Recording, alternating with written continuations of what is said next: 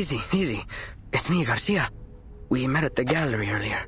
Please, I come in peace.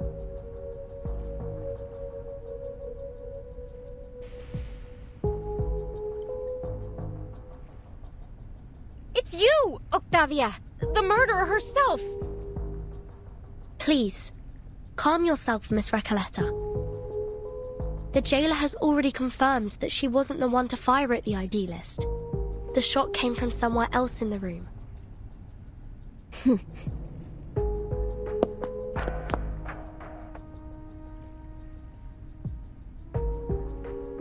Miss Octavia, what brings you here at this hour? I come here out of goodwill. Believe me, I didn't want any bloodshed either. I understand you just arrived today. There's something you need to know about the inmates here.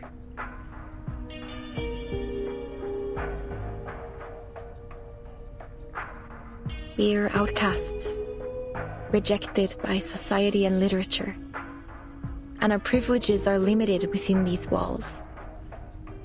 But before I started my own literature group, I struck a deal with the Panopticon authorities. If we cooperate and stay out of trouble, they'd leave us be. We could discuss literature freely and openly in Comala. Such a thing may seem trivial to you, but this is of immense importance to us. Oh, there's no happier thing in this world than discussing literature. No one should ever put limits on it. You're right, Recoleta. But we're prisoners here. There are certain rules we have to follow. Except, the idealist didn't see it our way. He refused to compromise, believing that the long poem and his so-called ism could break us free from the cage of the ever-watchful eye. Perhaps he was right. You might have achieved more if you'd listened to him. After all, visceral realism keeps us connected to who we are. You have to believe in the truth of visceral realism, because out there, beyond these walls, many of us still do. And what has it changed? Garcia, you're the latest inmate here. Tell us, 3 months ago, before they arrested you and took you here, what has the visceral realism movement accomplished out there?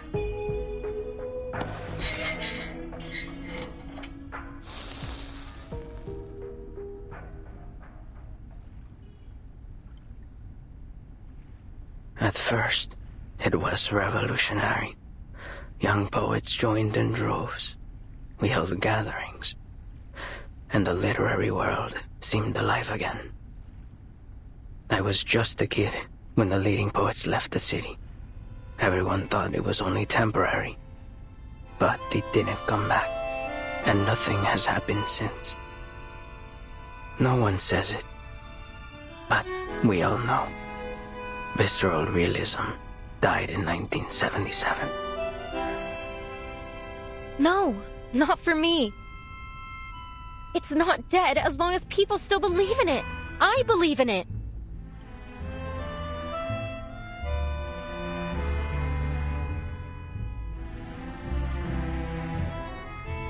Belief, faith, what is this obsession with the true self? Why does your type always insist on there being a true self hiding beneath our roles in society, our disciplines? Look at the idealist. He never once stopped fighting for what he believed in, even long after he was put behind these bars. Idealist, what a name he gave himself. Who will he be when he finally breaks free from the eyes of the central tower? When he's left without his willful audience? And nobody. That's what. And that is a truth even he is terrified of. Miss Octavia, I hope you've come with something more important to share than just some criticism of the idealist. You're right. I have an important message for you. Dr. Torres, I heard you were looking for her. The woman from the Sao Paulo Veterans Residence. She used to write under the name Erd, didn't she? Yes, that's right. Do you know her? You're the first person I've met here to speak plainly about her. Do you know where she might be? We crossed paths, but only briefly. I'm not sure where she's gone. Maybe the authorities know. However, she left this with me. I think you'll need it more than I do.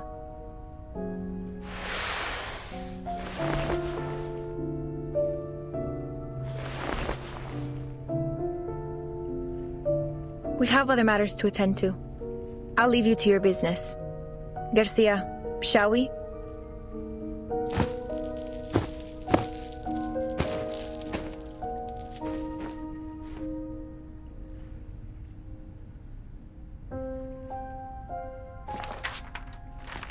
The physician told me the horrifying truth about the panopticon of Kamala and the power behind it. Manus Vindictae. By becoming the panopticon's sole patron, they seized control of the resources and the allocation system, turning this place into a living hell. I suspect that the physician, the current highest authority here, is responsible for this situation. I discovered that the inmates were put through brutal training, even when they were too sick to carry out their tasks. They also forced pure-blood Arcanist inmates to wear their masks, effectively turning them into murmuring puppets. Just as we suspected, Manus Vindictae is orchestrating everything. No wonder we didn't find them in the city. They've been hiding here all along. No one would have thought to come looking for them here.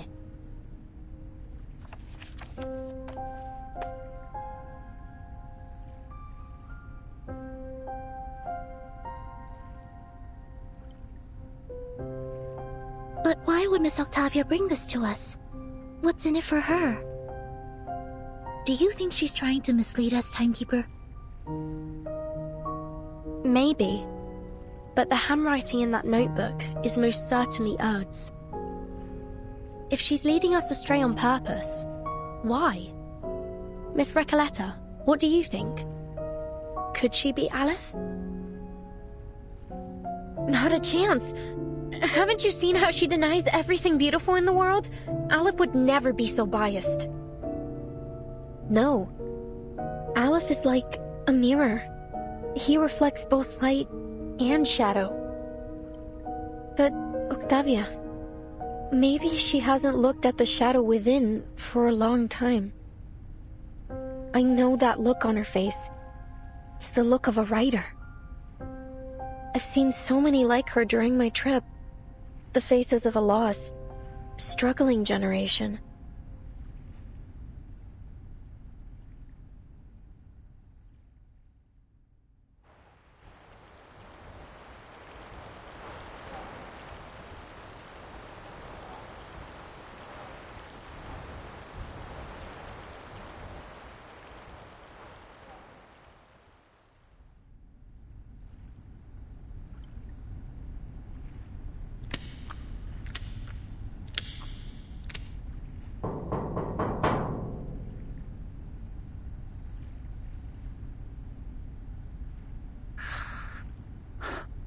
Dr. Merlin, I'm here to report on today's events.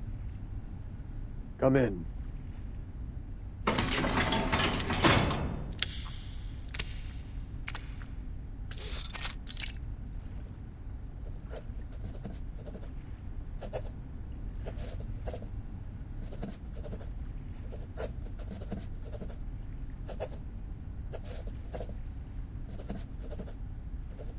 There was a commotion in the gallery today, sir. An inmate known as the Idealist was severely injured.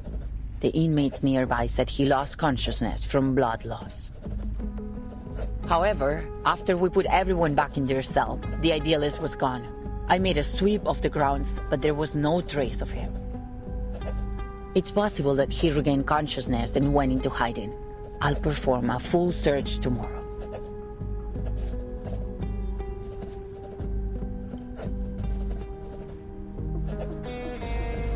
No need. Sir? He knew the consequences of breaking the rules, did he not?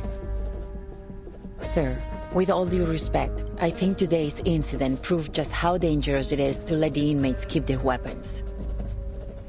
We never should have let them walk around with deadly weapons.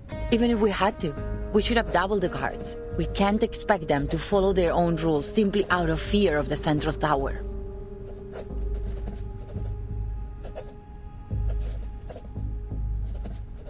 Such matters fall beyond your purview, jailer. You only need to do what's required of your title. Is there anything else? There is another thing. 2 guests from the Foundation came through today. They said they were looking for someone named Doris. They've shown a willingness to cooperate, though they were involved with the incident in Corridor Zero.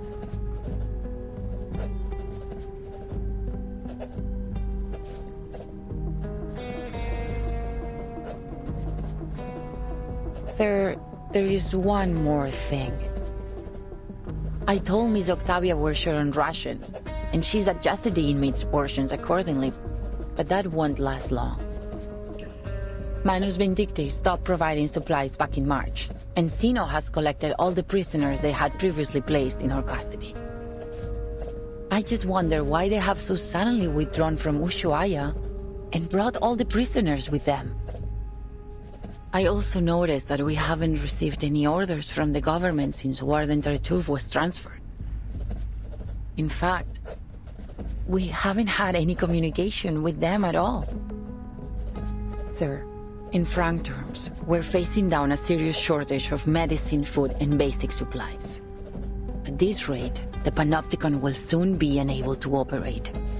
Where will our inmates go then?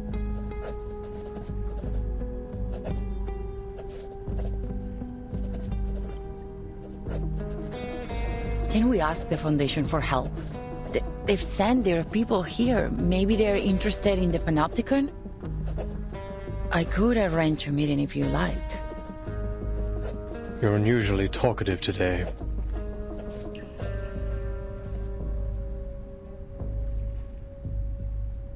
Pardon, sir? That's fascinating, you know. You've become so much more concerned about this place and its inmates than when you first started. You are now dictated by your title. I didn't mean to overstep. I'm sorry. You can go now. I have a great deal of work to do. Oh, and one more thing.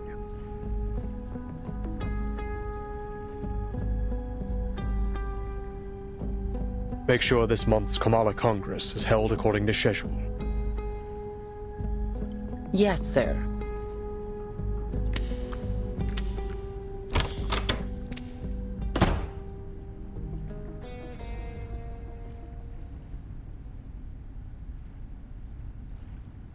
How many times have I warned you about this? The idealist has to go. He's nothing but trouble for us.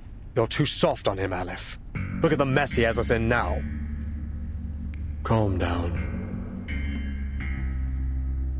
He's a rabble-rousing thief, a self-destructive maniac, a snake in the grass. He even stole the tea of Kamala from me. He's nearly ruined everything we've worked for.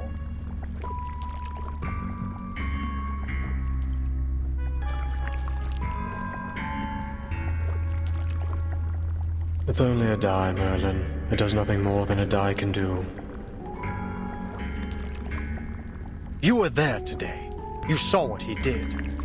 He managed to change the Panopticon with this die, even if only for a second. He'll ruin my work, Aleph. He's a slave to his passion. His head is filled with impulsive thoughts. I don't trust him. We can't trust him. I've done everything you've asked. Now it's time to do your part.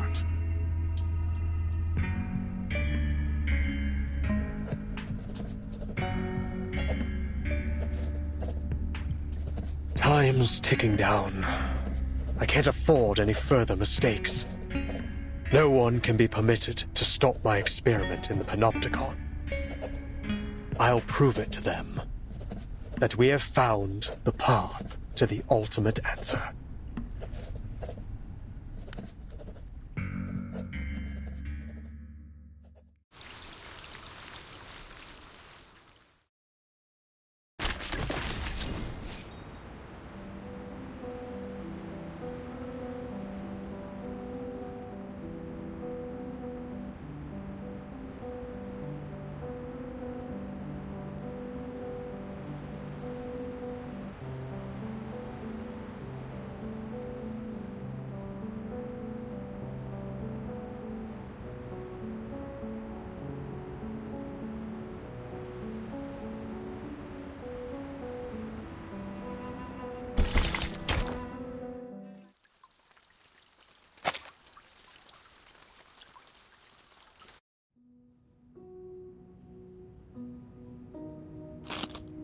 La cabaña con el techo azul estaba silenciosa como siempre.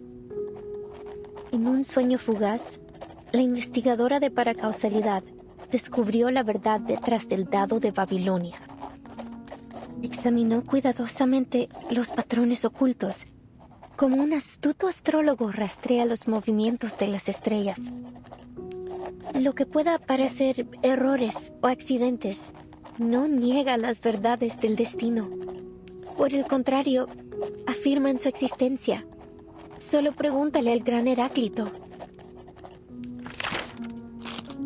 En un universo no observado, el dado de Babilonia gira perpetuamente, dictando el destino de todos en un tiempo que es tanto infinitamente largo como infinitamente corto.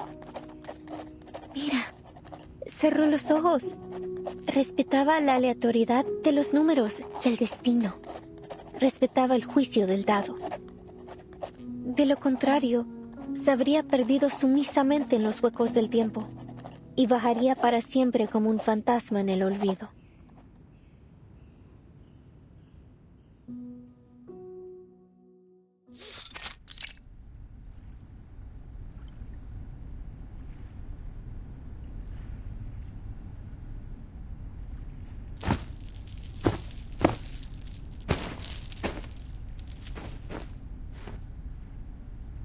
First, allow me to make one thing clear.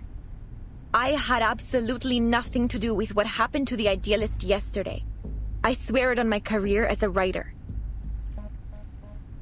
As you all know, the Idealist and I are the representatives of the two factions of La Sociedad de Poetas de las Américas. As you also know, we have been at peace since the Let Sleeping Dogs Lie agreement was signed a few months ago. Despite our differing views, we have coexisted to this day under the watchful gaze of the Central Tower. Rest assured that we will work tirelessly to locate the missing Idealist. Don't put so much pressure on yourself, Miss Octavia. His death wasn't your fault. After all, he was the one who threw the first verbal dagger.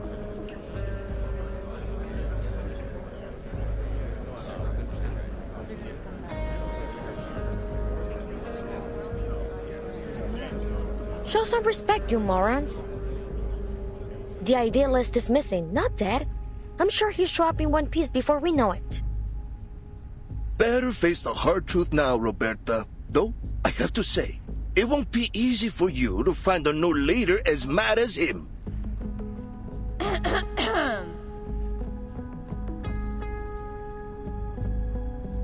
Please, everyone, quiet down. According to the agreement, today's Congress should have been chaired by the Idealist. Since he is still missing, I will be acting on his... Pardon my lateness. Go ahead. I'm ready to moderate.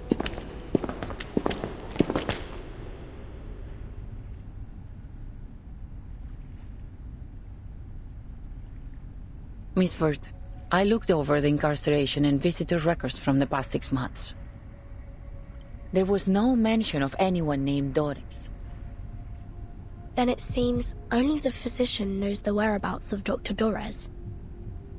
Miss Jailer, we need to meet with the physician. It's important. Listen, you really shouldn't take the inmates' ramblings too seriously.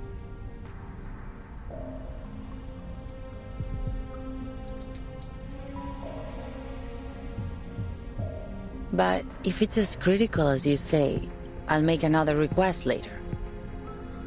That said, I'm afraid the meeting won't happen for at least a few days. Understood. For now, please join us for today's Congress. Espectacular! Do you hold literary salons like this every day? This place is practically a writer's paradise. So, you're the host of the salon, Octavia? I say we set aside our differences and have a titillating literary discussion. You've come at the right time. You may serve as witnesses for the Congress alongside the jailer, like a citizen's jury in a court. Your suggestion aligns with the congressional rules. Very well. Huh? Congress? Witnesses? Isn't this a salon? Which topic are we discussing? Literary theories? Schools? Principles? Languages? Oh, narrative perspectives? None of those.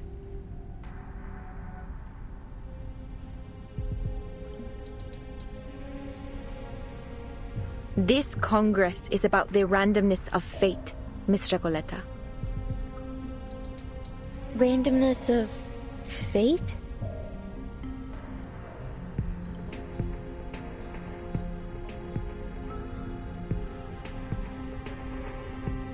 Dear visitors from the Foundation, allow me to introduce the Kamala Congress. What happened yesterday was merely a brief anomaly. In the Panopticon, spontaneous order among the inmates is the norm, and the Kamala Congress serves as its truest reflection. Spontaneous order? Yes.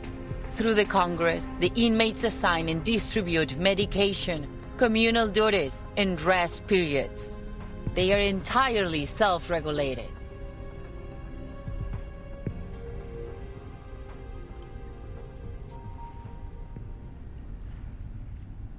I hereby announce the commencement of the 7th Kamala Congress.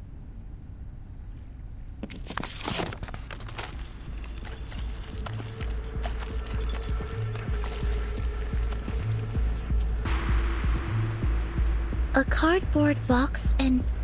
is that a paper die? It has 20 sides. Huh? We carefully examine hidden patterns, much like an astute astrologer tracks the movements of the stars. Isn't this...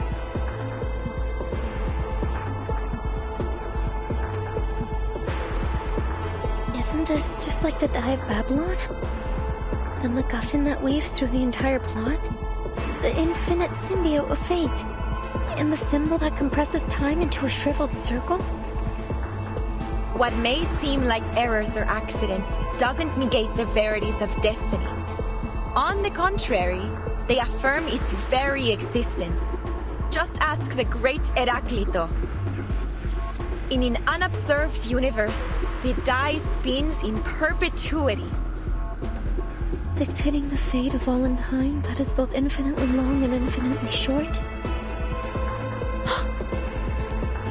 Look, I've closed my eyes.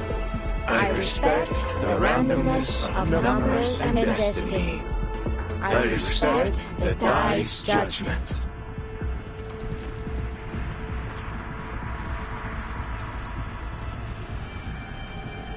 Otherwise, we will acquiesce and lose ourselves in the gaps of time and wander forever as ghosts in oblivion.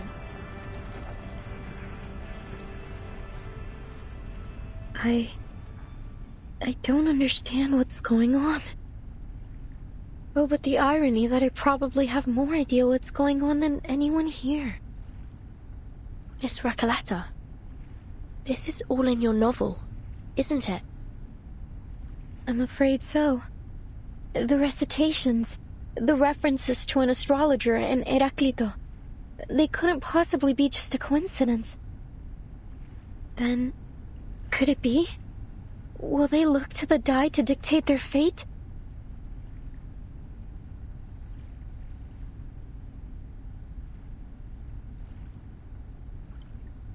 I shall perform the first roll. Its result will determine the subsequent roll order for this Congress.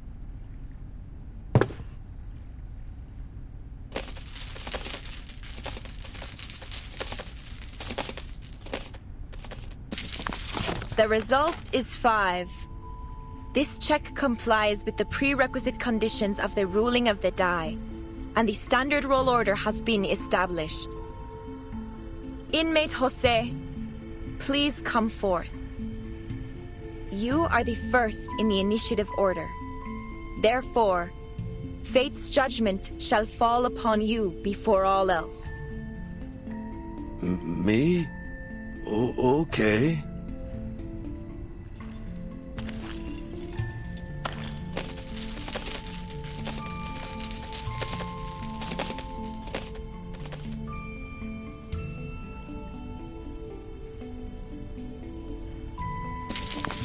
17! It's 17! Ah, what a wonderful number! 17! Like an oasis in an endless desert. The result is 17, and the score combination 6 + 4 + 4 + 3. According to the ruling of the die, he shall receive 60 risperidone tablets, 40 clozapine tablets, and 40 diazepam tablets. Additionally, he will assume the role of cultural manager of the Comala Congress. Before he takes office, inmate Jose must clean the first restroom for the next 7 days.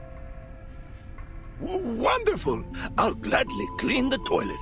I've got the brooms here, the toilet detergent, and the toilet brush too. I have been waiting for this opportunity.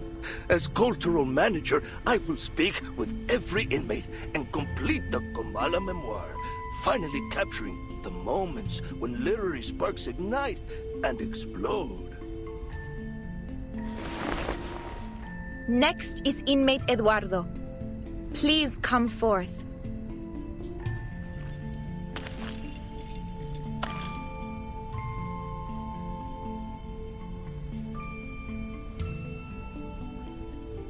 But I can't remember the ruling of the die. I can't remember anything. Damn it. Sorry, Senora Octavia, but I don't think I can do this.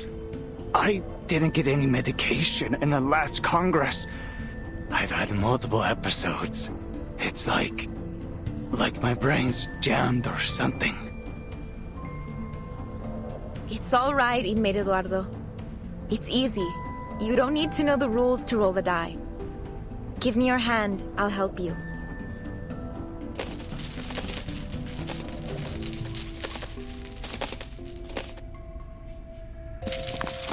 My sincerest apologies, inmate Eduardo. The die dictates that you must voluntarily descend into the sewers and write the thematic keyword that currently causes you the most anxiety on the walls. Thank you very much, Miss Octavia. I think my head's about to split in half. I need a moment to rest before I head down there and fulfill my destiny.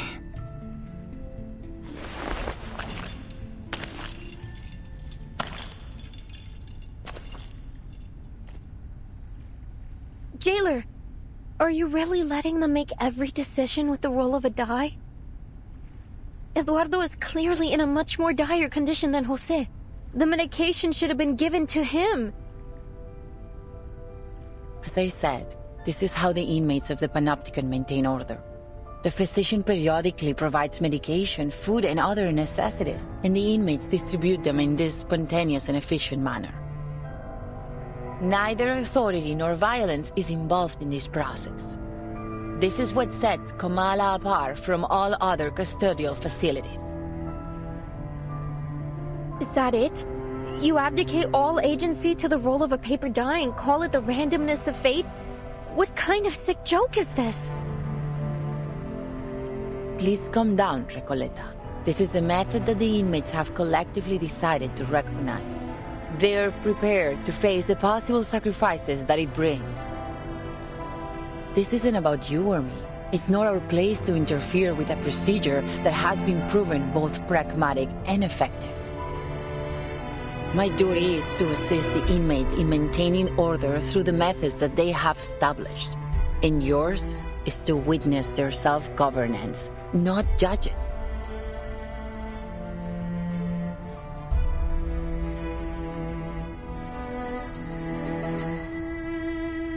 If everything somehow unfolds as it does in my novel, then every role was already predetermined. Verton, do you remember the story I told you last night? The odds of both success and failure were consecutively multiplied. I remember. As soon as a character experiences a failure, they continue to suffer failures in an endless chain reaction. None of Eduardo's future dice rolls will ever result in a number higher than 10. At this rate, this system, this sociedad, ruled by the dice of Babylon, is bound to collapse.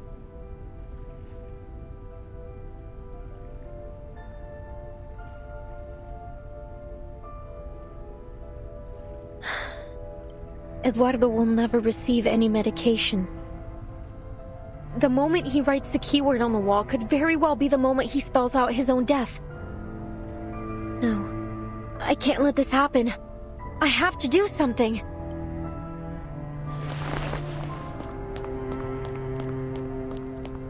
Wait, Miss Recoleta, what are you doing?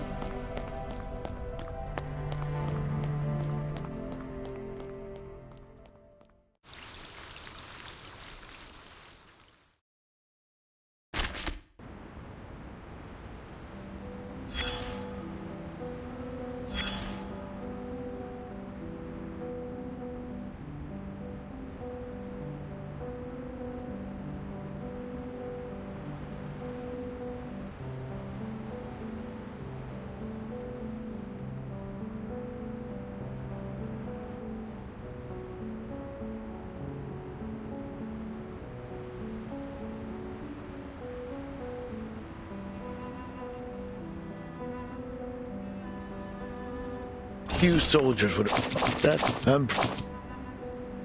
exactly. Thanks. Well, what were you're starting to sound like a gambler.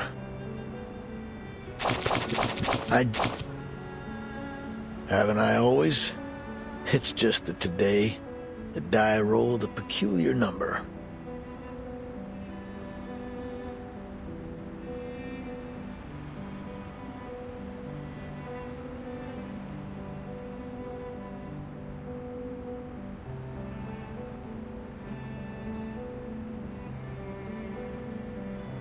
But all things considered, I prefer the other kind of commander.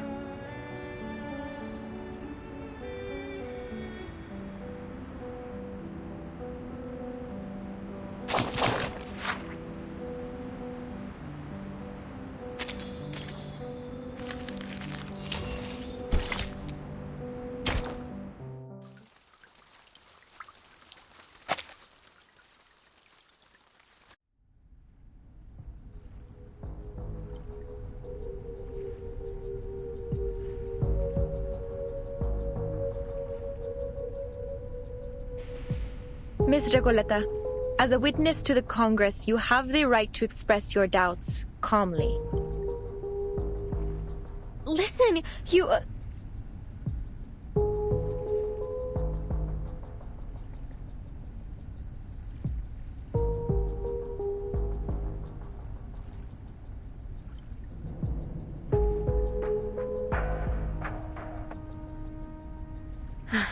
No, it's nothing. It's just that I'd like to participate in the dice rolling ceremony. May I? Of course. The very fact that you're standing here in the Panopticon proves that you share a common fate with it.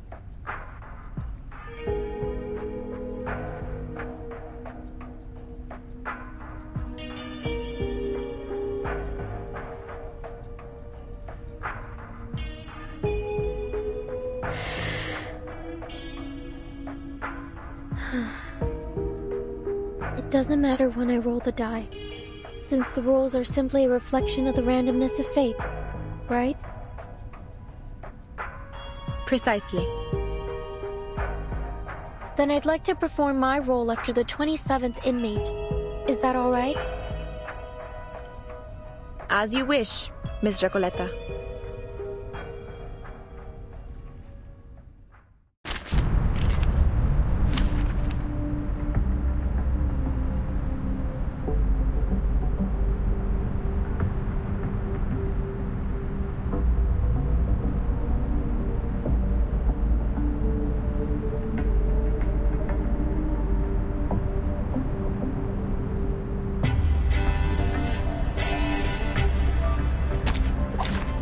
Many streams are converging in this place.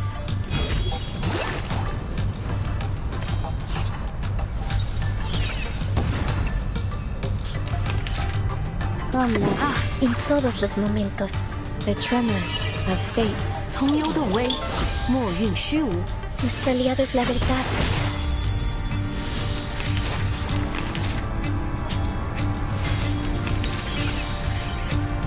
Más allá del contenido le flow de Sephiroth.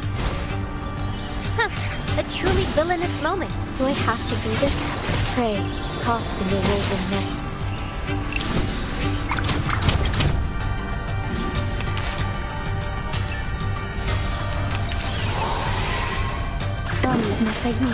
Let me think on it.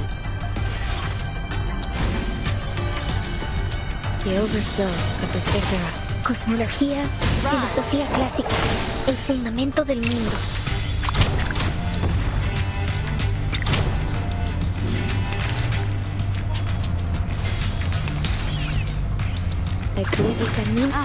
An interesting one. Cet entour révèle de Sephiroth.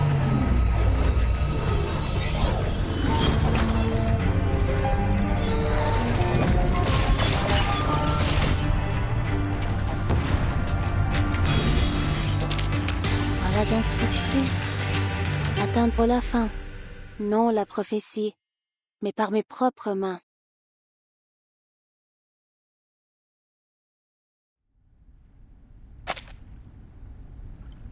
It seems fate favors you, Miss Recoleta. Here are your supplies. Please be sure to follow the distribution rules of the Congress. This is an essential structure of Comala, and a belief shared by all its inmates. Honor it. Just as I suspected. These supplies belong to me now, Octavia. I'm free to use them however I please.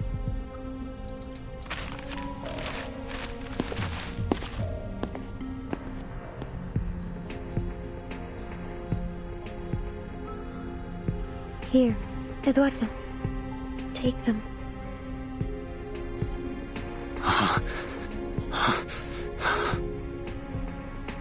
But I haven't fulfilled my destiny yet. These precious tablets and capsules, I can't accept them. They are gifts from fate. The die has placed them in your palm. But I don't need them. You do. Thank you, kind señorita.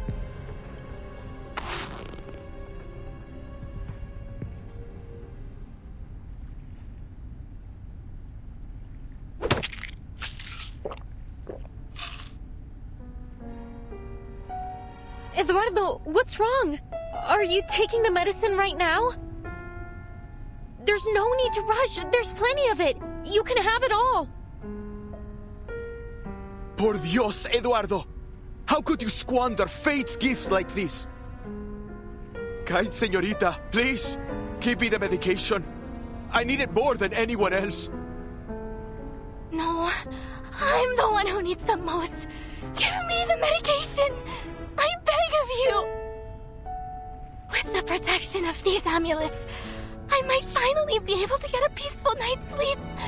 No more trembling floors and wailing ghosts.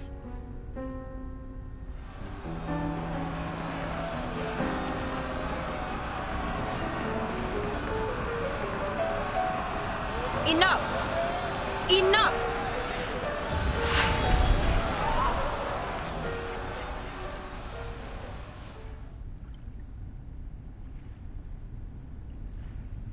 You shouldn't have done that, Miss Recoleta.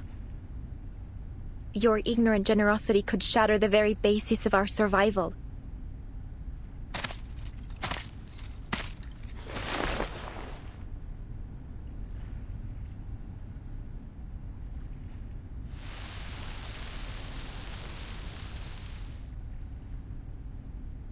We have never had such chaos at the Congress. Understand this. We rely only on the randomness of fate to distribute supplies and assign responsibilities. If you disrupt the status quo, the entire system of the Panopticon will collapse beyond repair. It is only by respecting the arbitrariness of fate and adhering to the rules of the Die of Babylon that we have kept this place functioning all this time. The Die of Babylon? Tell me, how did you know this name? Are you the one orchestrating this whole thing?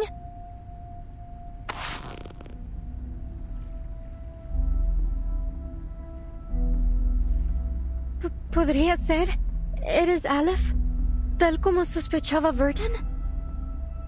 Let go of me, Miss Recoleta. Have you gone mad?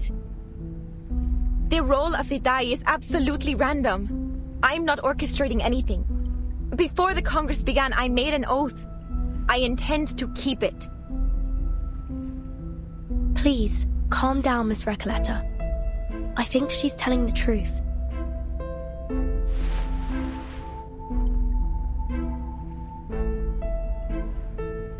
Sorry, Octavia, but please, you have to tell me how you learned about the die of Babylon. I must know. Only my pen pal and I should have any knowledge about this die. I heard about it from the physician. He described it as a symbol of collective consciousness that we could harness to maintain immaculate order in the Panopticon. The Comala Congress was coined, iterated, and perfected by the physician based on this concept. The physician again. Everything eventually leads back to him, just as we suspected. I see.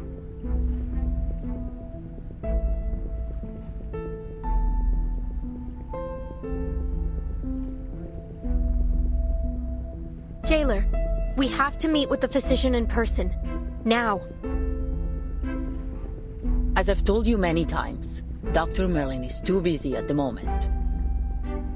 I couldn't possibly trouble him over a novel and a pen pal.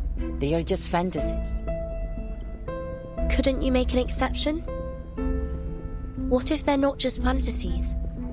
What if they're tied to the very survival of this place? Miss Recoleta said the Panopticon could collapse because of the Die of Babylon. Are you seriously telling me you believe that nonsense? It wasn't nonsense, nor are they fantasies. You saw with your own eyes how I won the die roll. It was just a coincidence.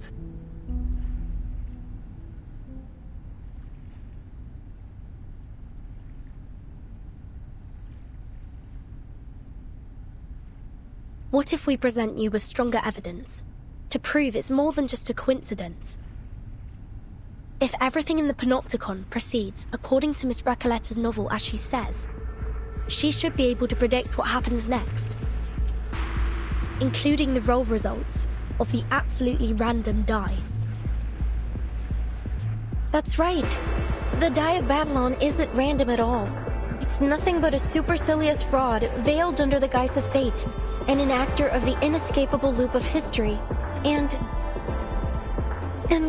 not one of you is paying attention to me whatsoever. Ugh, to hell with this era of ignoring unknown writers. Miss Recoleta, please make your prediction for the next inmate's die roll. This way, you can prove to Miss Jailer the irrefutable connection between Kamala and your novel, The Rise and Fall of Sanity. You finally remembered its name! Oh, what sweet balm to my spirit! Miss Octavia, please continue the Congress and let the next inmate perform their role. Then Miss Recoleta's statement will be proven true.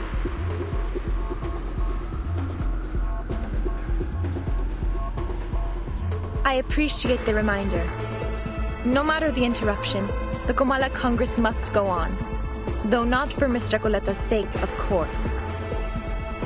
Next inmate, please.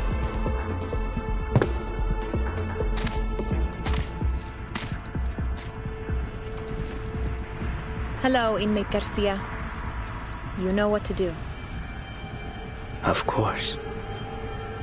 La sexta cara. Un pilar roto.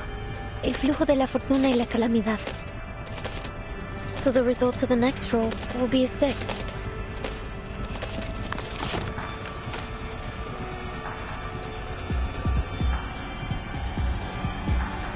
As fate reveals, the number is 6. Just as Miss Recoleta predicted. That could still be a coincidence. Do it again.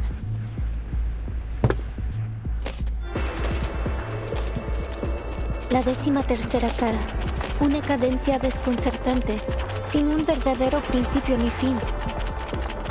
La 4ª cara. Un hombre que se ahogaba usó el último de sus fuerzas para nadar a la seguridad, solo para descubrir que había confundido un espejo con la superficie del agua.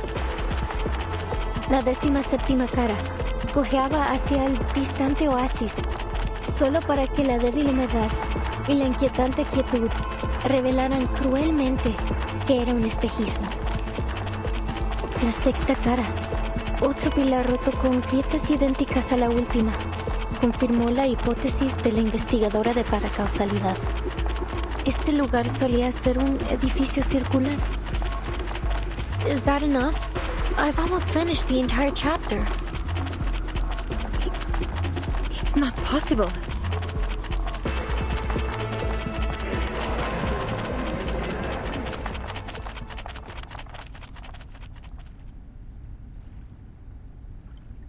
Who are you?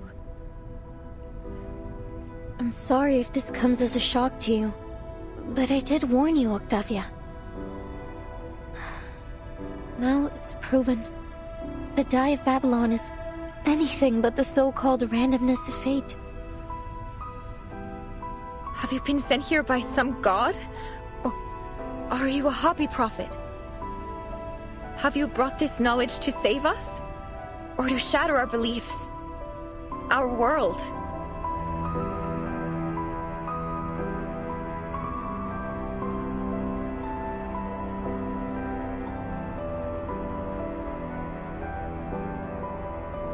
What is this thing in my hand?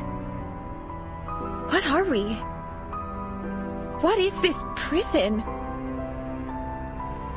I don't know if it's some kind of sorcery or arcane skill, but it's unfathomable. I'll take you to the physician, not because of your earlier request, but because the situation has escalated beyond my means. The overseer of the Panopticon will decide how to handle your situation. To be honest, Miss Recolata, I wasn't sure you'd be able to correctly predict everything. Timekeeper, are you saying that you risked everything on a hunch? It worked, didn't it? Come with me. Dr. Merlin's office is in the central tower.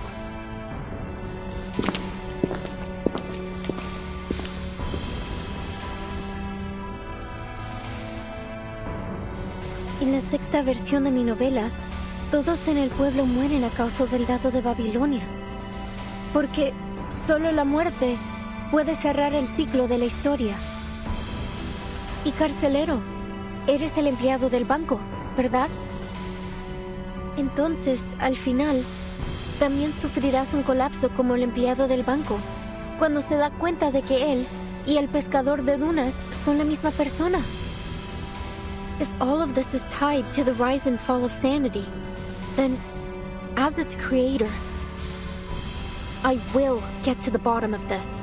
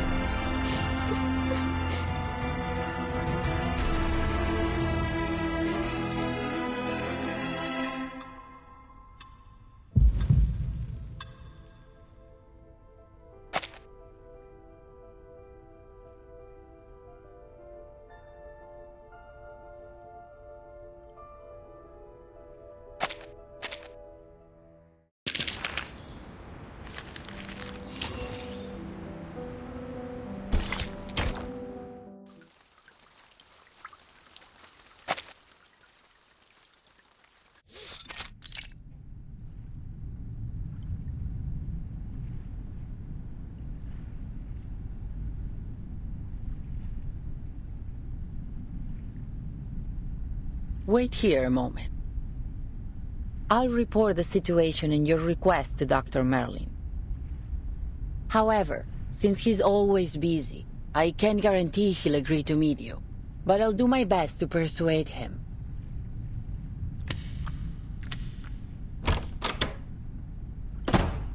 Now's our chance, Sinetto. Our chance? What do you mean, Timekeeper? It's unlikely that the jailer will let us search the central tower, even in this situation. We should take the initiative and look for clues while she's away. I see, Timekeeper. I will do my best.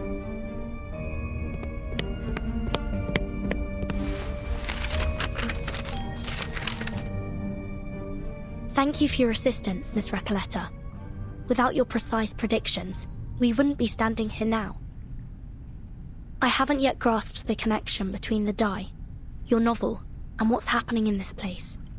But by process of elimination, it's almost certain that your pen pal, Aleph, is right behind this door.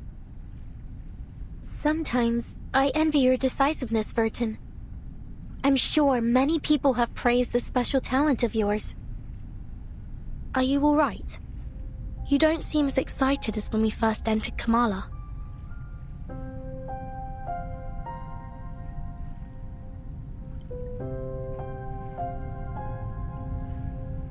The all-seeing sentinel of the Panopticon, veiled within the central tower. If it truly is Aleph, I don't know how to face such terrifying and increasingly plausible reality. Sorry to interrupt, but... Timekeeper, I think you'll want to see these. Sign Erd. This is a letter from Dr. Dorez.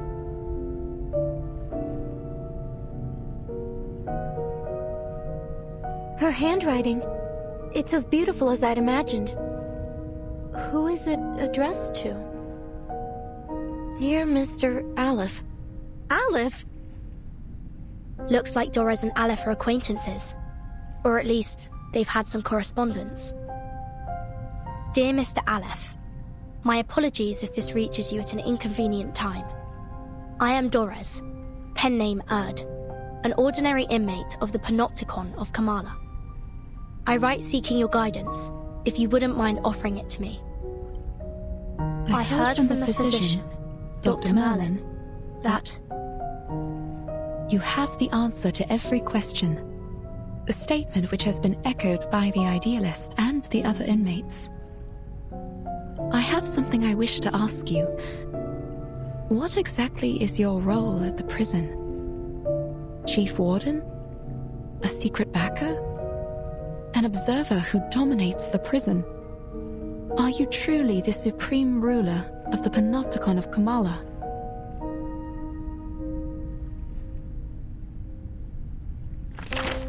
Dear Erd, I do indeed have answers for every question, including yours. I'm afraid every one of your speculations is off the mark.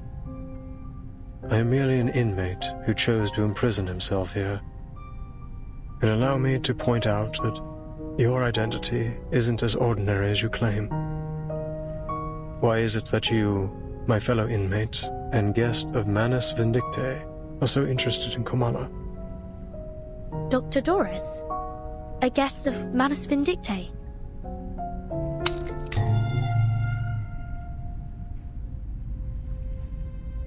It came from inside the room. Do you think they're okay? The jailer and the physician! What happened?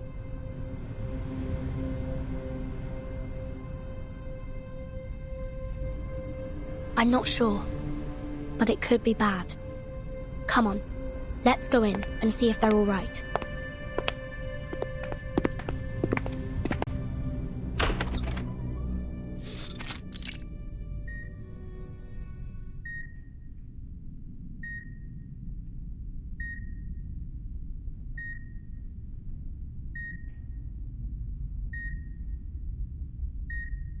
It seems we've stumbled upon the physician's administration's office. I should have known. But is this an operating room? As if this prison wasn't bizarre enough already.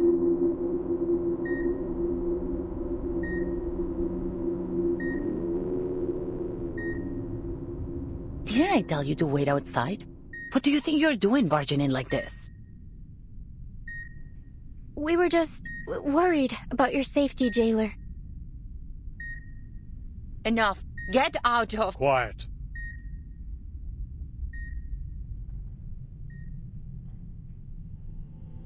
The reptilian complex governs all our fundamental functions.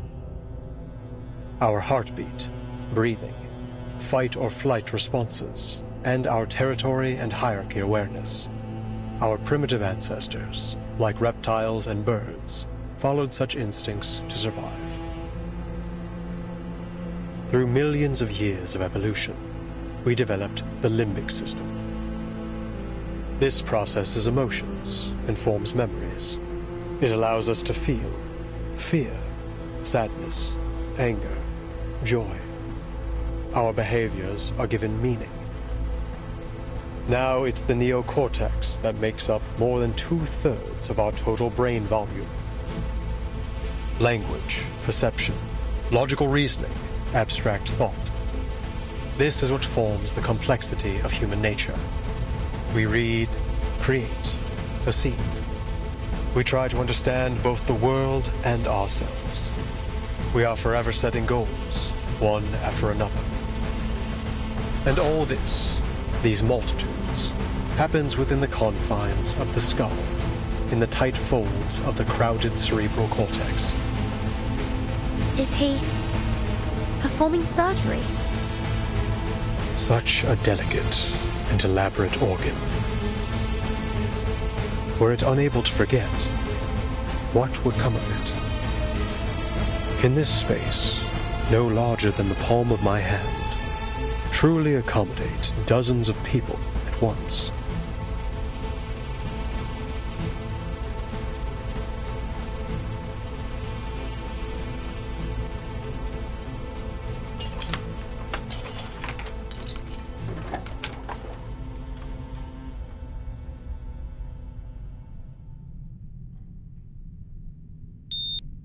What's happened to the patient? It looks like he's dying.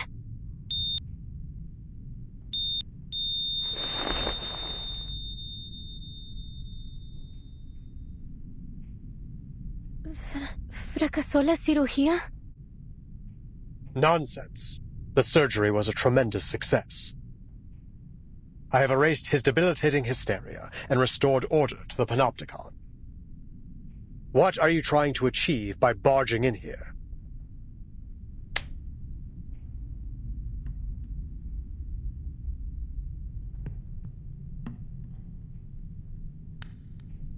Forget it. The next operation requires my attention. Jailer, show them out. Bring me the next patient in 15 minutes. I'm sorry, Miss Burton. I'm afraid you have to leave now.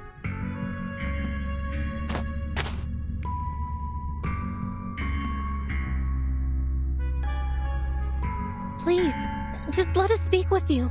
It'll only take a moment. I have something very important I need to ask.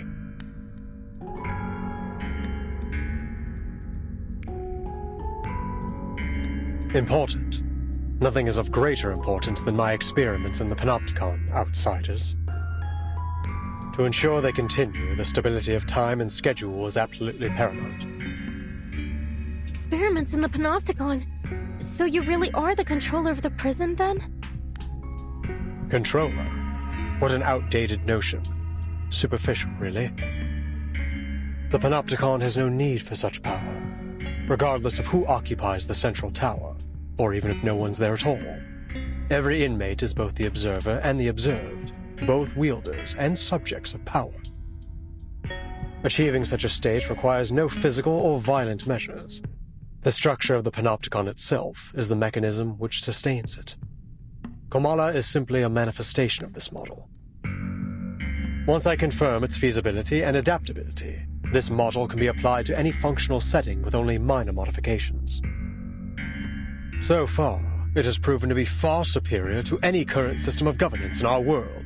Transcendental, even. Curse it. Why am I wasting time explaining this to you? Time is running out.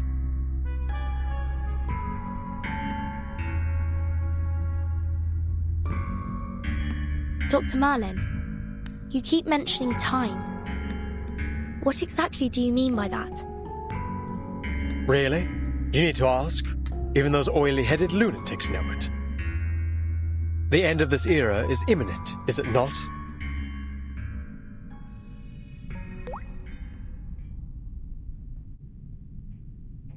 You know about the storm? That's what you call it, is it? A storm that washes everything away? You employees of the St. Pavlov Foundation should know better than I. Soon, this era and everything in it will cease to exist. I must prove the feasibility of the Panopticon model before this place is turned to ruins, or something even more unrecognizable. A storm that washes everything away? Burton, what on earth are you two talking about?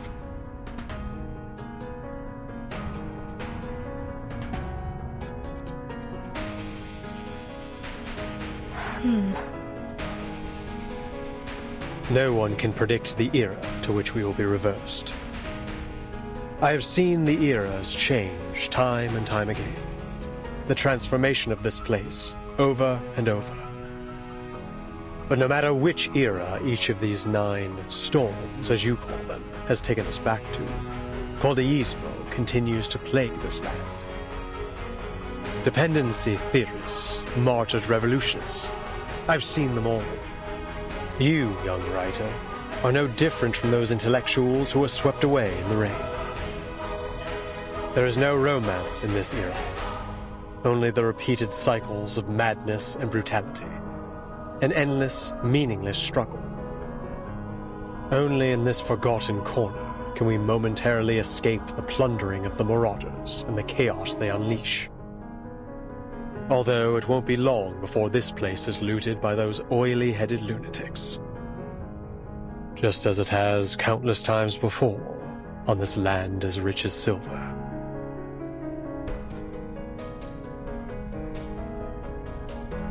But there is still hope. Even in a wasteland, we may still be saved. As long as I uncover the path to transcendentality, I will find the ultimate answer. Ugh, I've already wasted far too much time on you. Leave, now.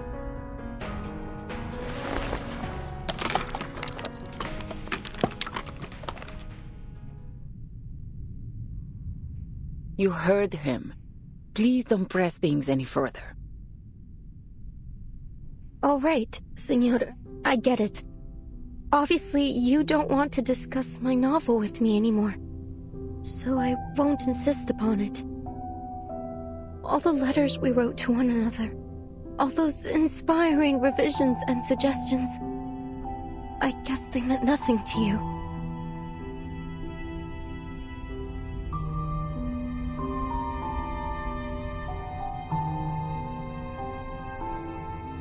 But there's still something I must tell you.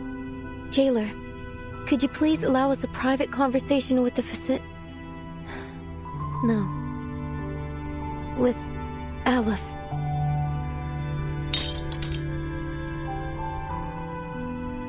Leave us, Jailer.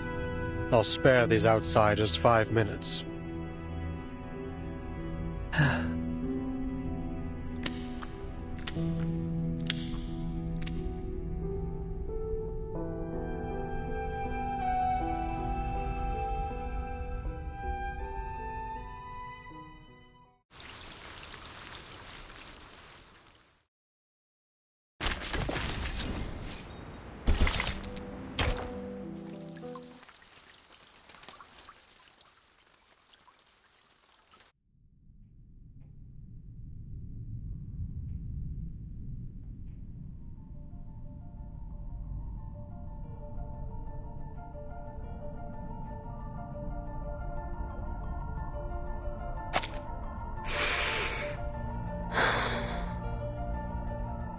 Dr. Merlin, or should I say Aleph, I don't know why you're using my novel to manipulate the Panopticon. But you need to know that it won't serve your purpose, whether in fiction or reality. You claim that the inmates are both the observer and the observed, and both wielders and subjects of power. How could you be so blind as to not see the true state of the Panopticon? The inmates haven't achieved any perfect order. No, they've devolved into pitiful caricatures of themselves, performers in some endless pantomime to be watched from the central tower. Even their medication has become a prop to demonstrate the so-called randomness of fate in the theater that is the Panopticon. This farce hasn't made the Panopticon a better place. No, it has warped it into a twisted theater of cruelty, where the sick are denied treatment and left to quietly perish in the dark corners of its halls. And literature has died alongside them. This prison is a monster, born under the gaze of this all-seeing power. Aleph, is this truly the ultimate answer you've been searching for?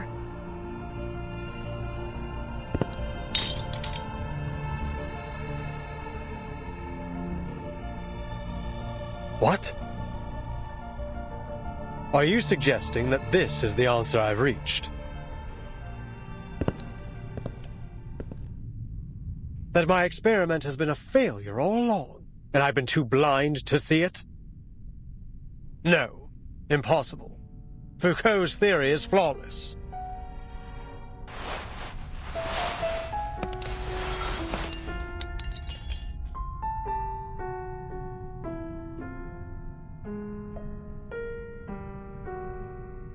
I have removed every obstacle to the running of this prison. It is pure, sacrosanct. I have constantly re-evaluated the system, adjusting my instructions to my subordinates to ensure the most efficient maintenance of the established order. And now, you stand here and tell me that everything I've done has been meaningless from the very beginning? That the power model I have implemented has already been replaced by an alternative? No, outsiders. The perfect order of the Panopticon shall not be disrupted.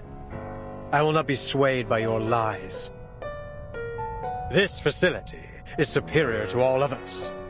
Nothing here escapes my notice.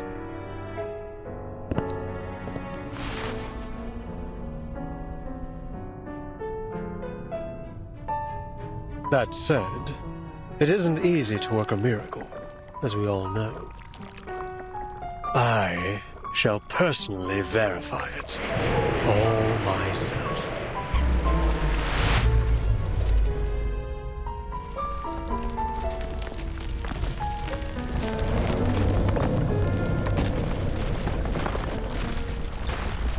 What's happening?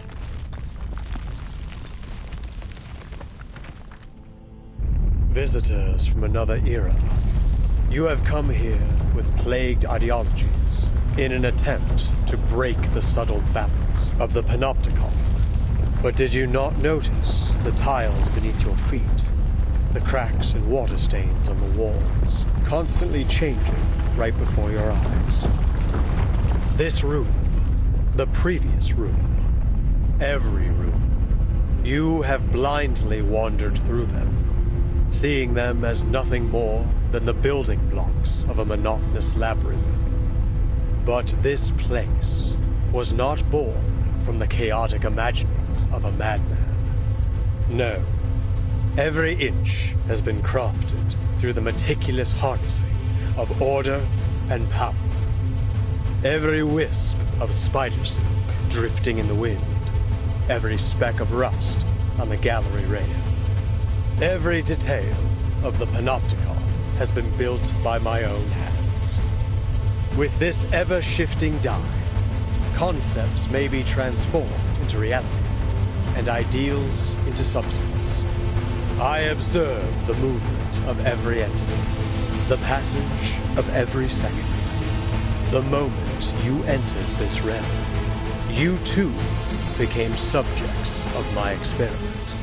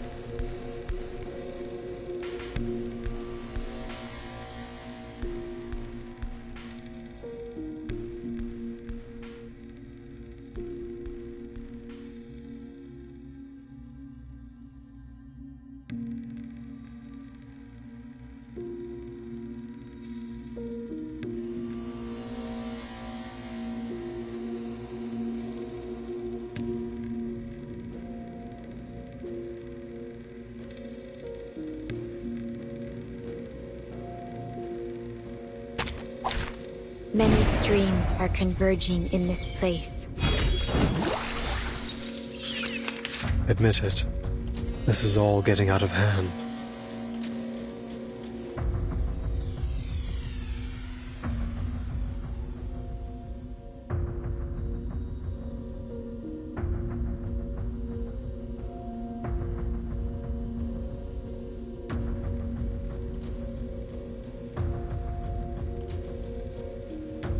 What? The dead. Dérive dans le flot des séphirotes. Cherish life. And that's that. A ripple stirred.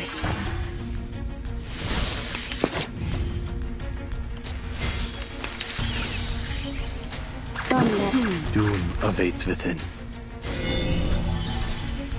Fate has revealed itself to you. Rise. It's special, precise, perfect.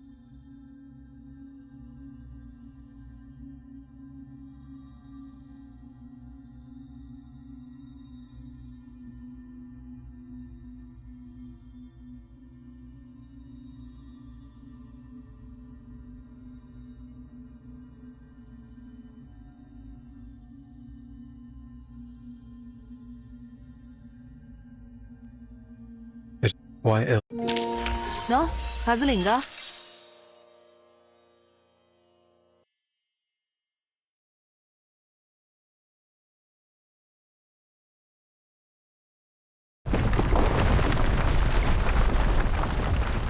This happened when the Idealist was attacked too.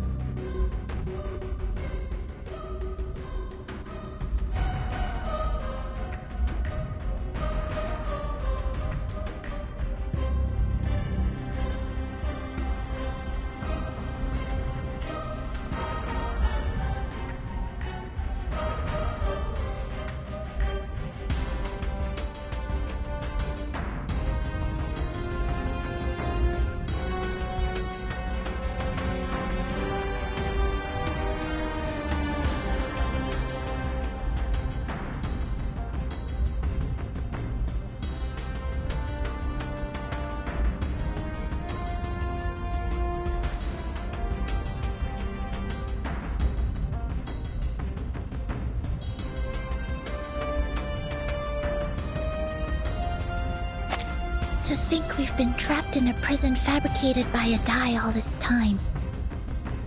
Did the physician really build all this with such a small, simple object? The distortion is getting worse. Prepare yourselves to fight or flee.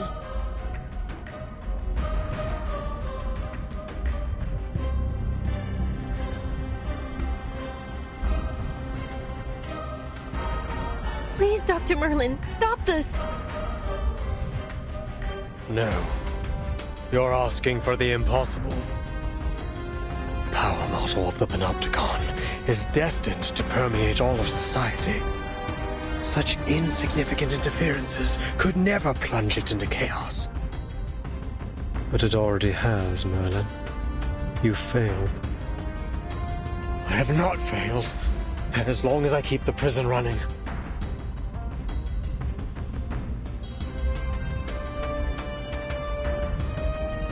It isn't your power model running the prison. It's the dye. It's simply a form of magic, unrelated to the microphysics of power you seek. It provides no aid in your experimentation with power. It's a false hope. A castle in the sky given to you by the military junta and Manus Vindictae. Manus Vindictae? So you really are working with them. What exactly do you intend to do?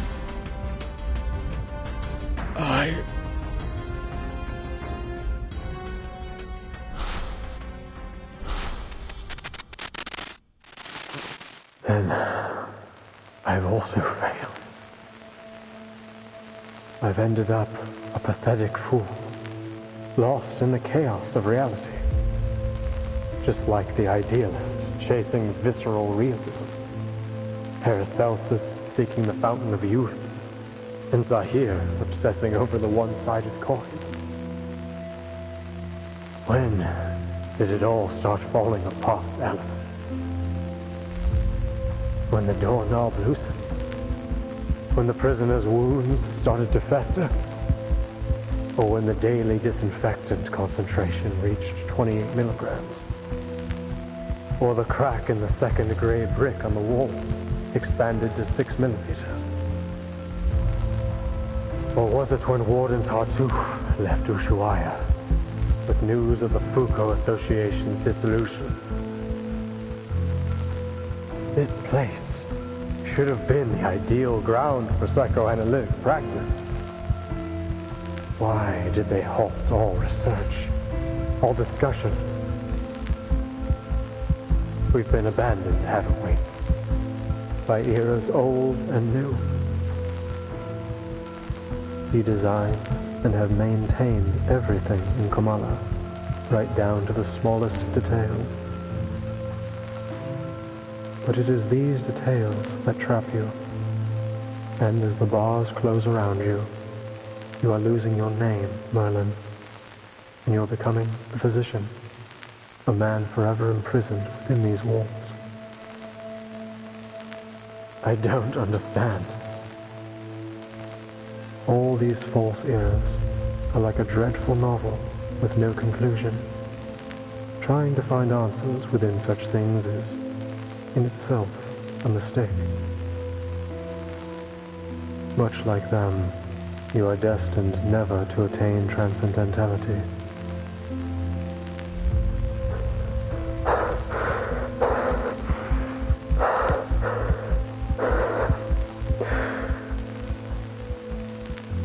Tell me, Olive, does the ultimate answer even exist?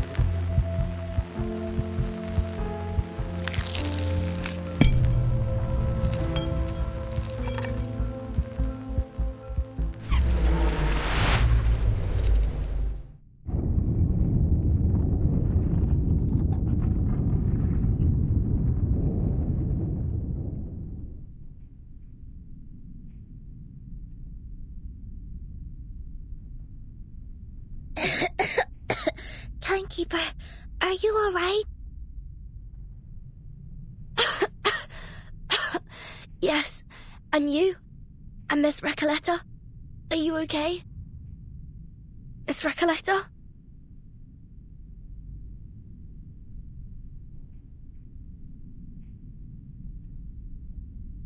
You're...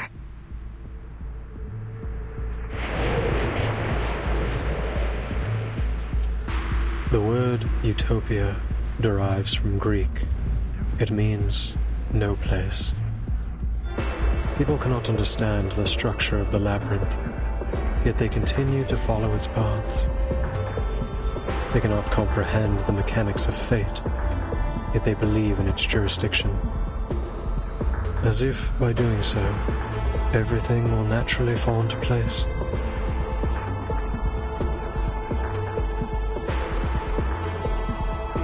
And now, the polar night approaches. How good it is to see you, pen pal.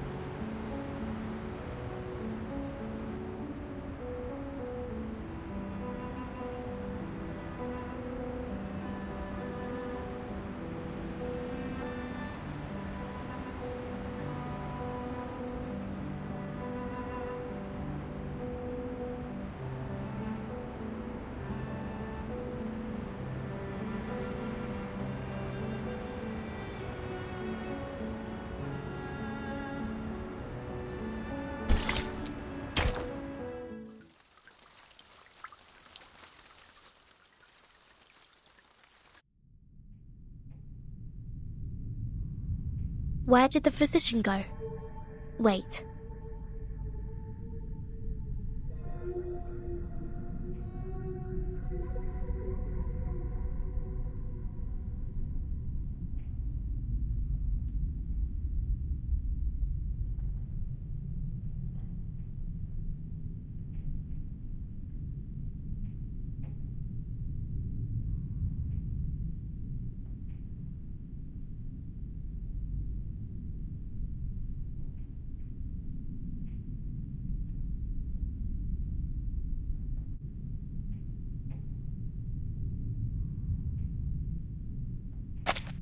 Sir?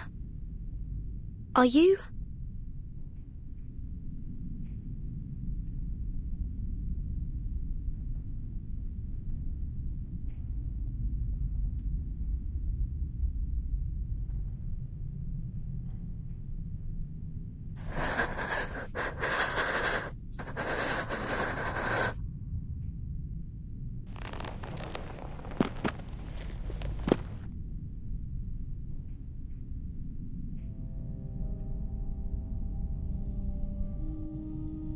Aleph. It's you. My pen pal.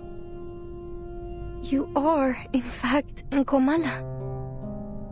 All those letters, all the ideas we shared, they weren't just my imagination or some prank. Vertin, Soneto, it's all just as I told you. They weren't meaningless. They're all real.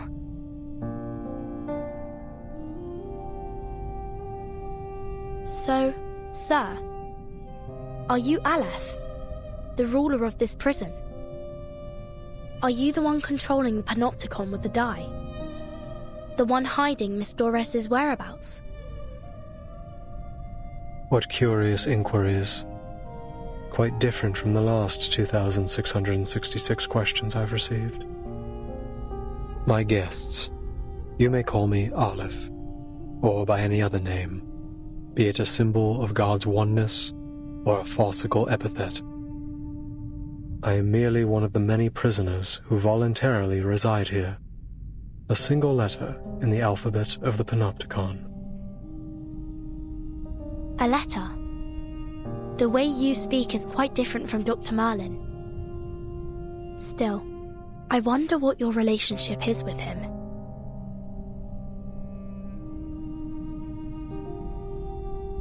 But allow me to make a guess. You're Dr. Merlin, aren't you? I'm afraid that's not entirely accurate, but you may think of it that way. Merlin is a figment born of my mind, an incomplete reenactment. He is me, yes, but not entirely.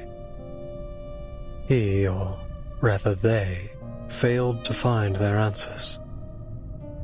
They fought against their predestined fates, only to be inevitably crushed under their weight. I simply stood by and watched it all unfold. That was the extent of our relationship. They? You've already met Merlin and the Idealist, even witnessed their demise. Shackled by the delusions of verses, the Idealist lost his own name. Merlin, too, imprisoned himself within the system of the Panopticon. I'm sure their desperate pursuits caused you some trouble. Please forgive them. After all, your fleeting encounters led to the demise of them both. I think I understand now. The Idealist and the Physician are both parts of you. Or, to put it another way, they're your alter egos.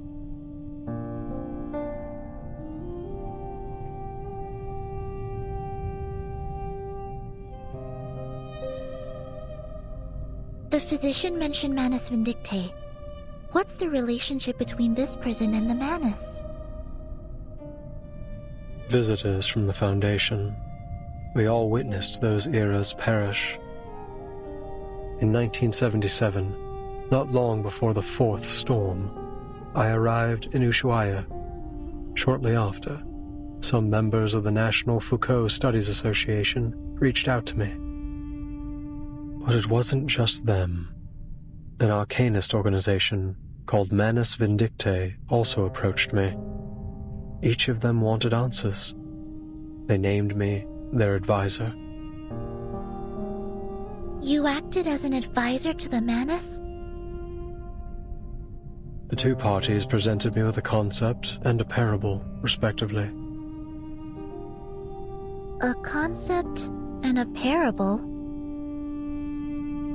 The Foucault Association sought to explore the feasibility of the panopticon concept here, while Manus Vindictae showed me a parable of the past and future. Day and night, I wandered through endless texts, endless realities, as I searched for answers. And thus, Merlin was born. He was both an experiment and a price I paid. A new concept, a new direction. Pursuing such things always leaves me confined by the limitations of human knowledge. Merlin spent his entire life exploring Foucault's theories in pursuit of that singular yet infinite answer. What about the Manus, Mr. Aleph? You didn't explain why you helped them. Explain why? Because they asked me to, just as you have. I simply worked to answer their questions. So you're saying that, to you, we are no different from Manus Vindictae? And if we ask, you'll answer us, without holding anything back? Is that not precisely what is happening this very moment?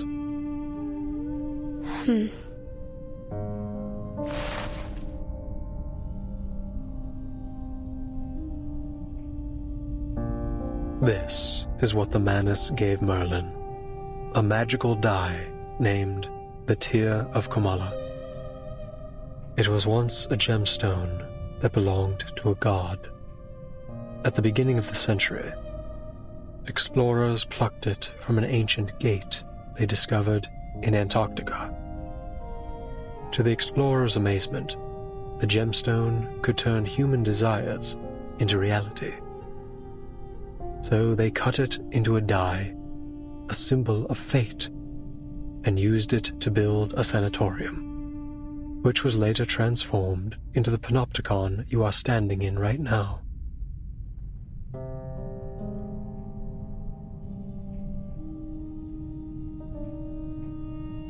Then, Aleph, you really are the mastermind behind the panopticon?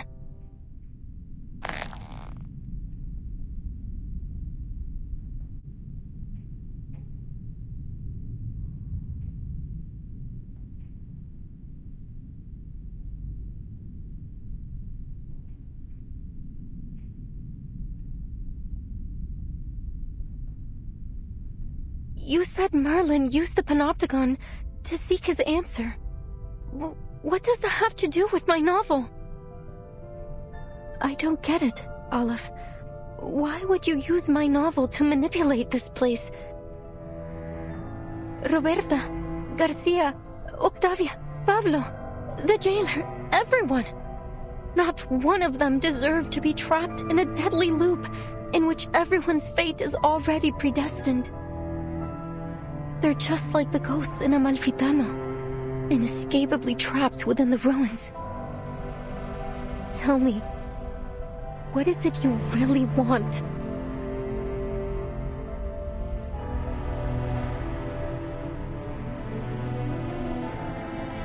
It's not about what I want. It's about what you want. The third line of your first letter. You said you wanted to give the rise and fall of sanity an ending.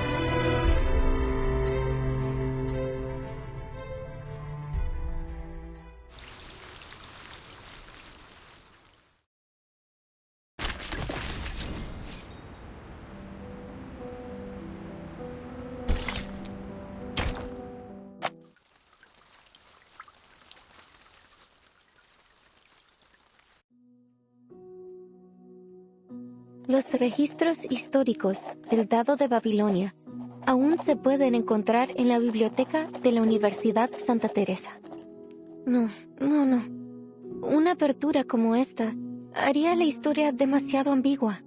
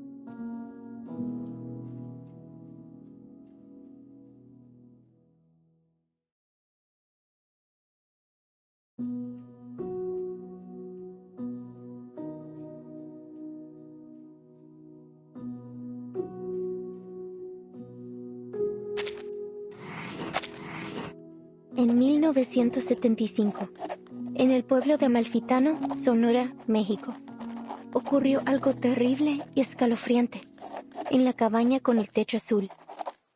Todo comenzó con las costumbres peculiares de los Espera, ¿cómo supe todo esto? Necesito agregar un ro para el narrador. El cuentacuentos.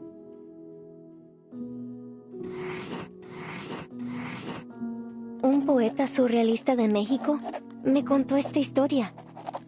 Una anciana entró en el bar, al que solía ir en el pueblo.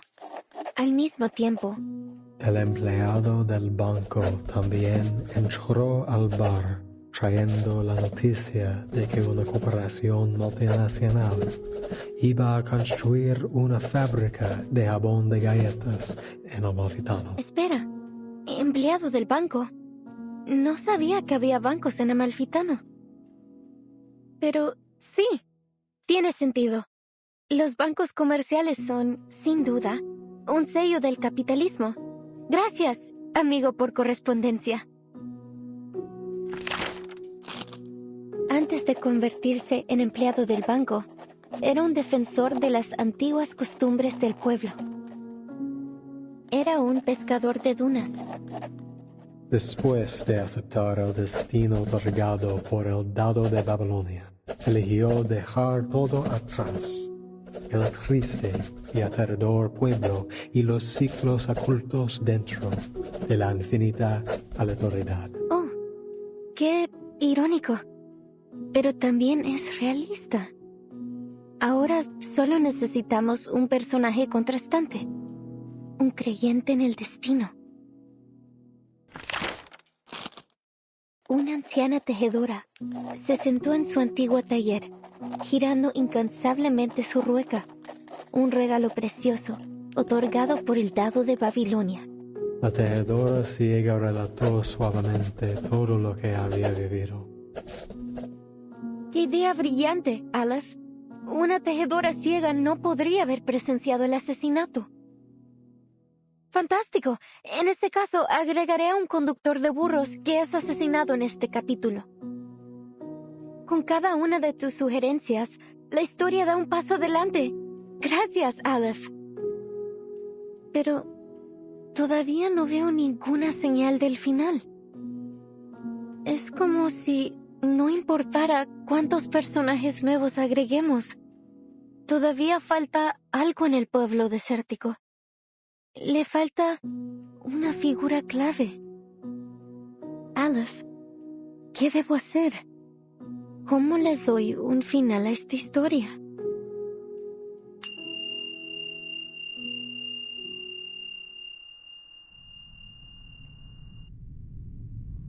Tú misma me preguntaste, ¿cómo le doy un final a esta historia? Me describiste cómo tus palabras se habían transformado en un rompecabezas desmesurado infinito, un lenguaje irreconocible, una colección de información ambigua y una parábola que había perdido todo su significado. La ausencia de un final aún te roe, atrapándote para siempre en ese abrasador pueblo desértico. Todo lo que estoy haciendo es intentar encontrarlo para ti. ¿Estás diciendo que has estado manipulando los acontecimientos en el panóptico desde que intercambiamos cartas por primera vez septiembre pasado?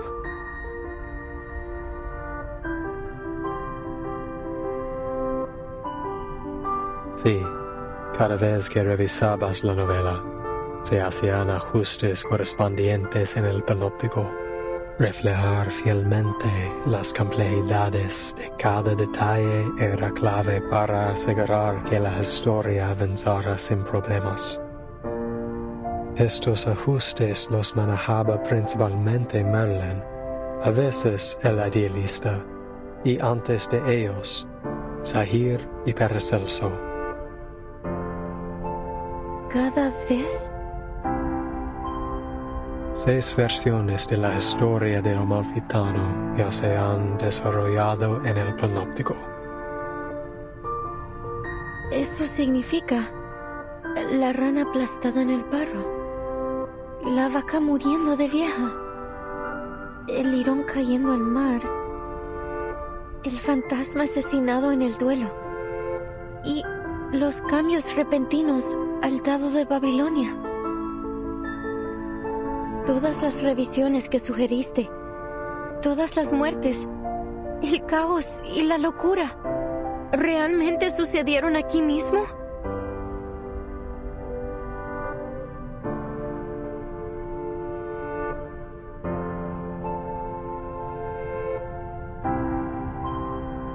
Incluso la eternidad tiene sus límites, Recoleta. In the 6th revision, we added the blind weaver, an extraordinary figure. Just like the paracausality researcher who carries a suitcase that you introduced in your 7th letter. The paracausality researcher carrying a suitcase. Miss Recoleta, is this character really based on the Timekeeper? What? Of course not. The paracausality researcher is an entirely different character. Don't you understand? We're only one die roll away from the ending.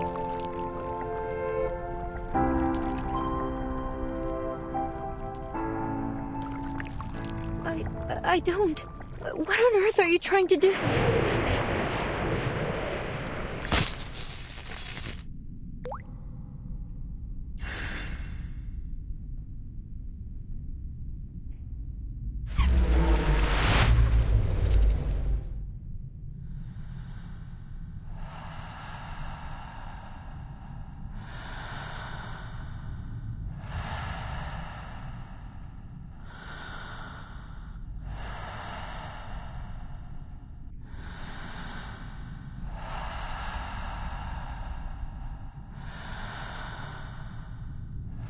Recoleta, it is the cycle of fate that has brought you to the Panopticon of Komala in Ushuaia.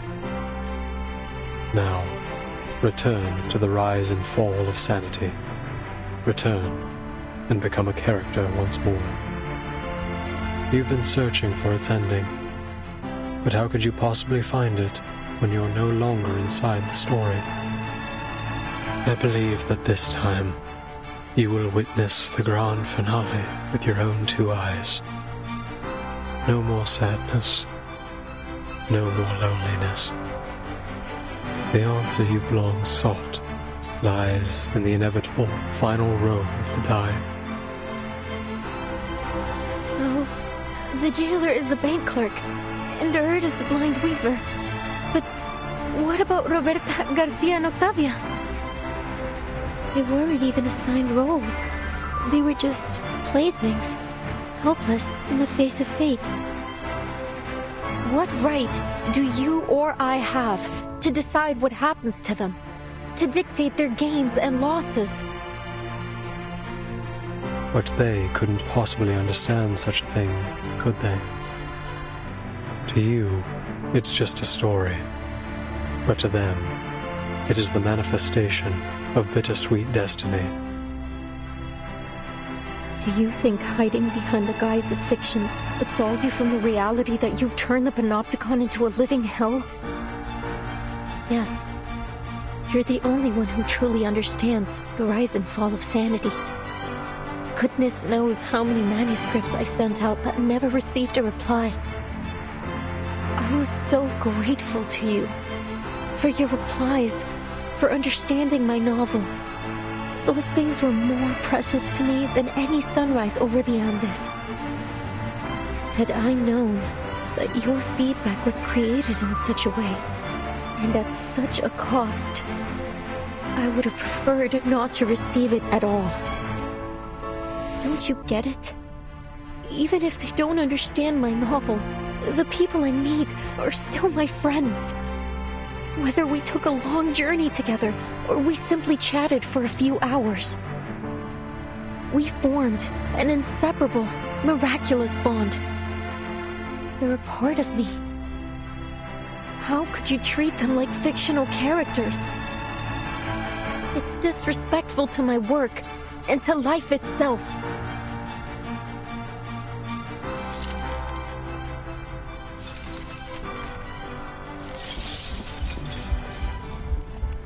But you raised the question yourself.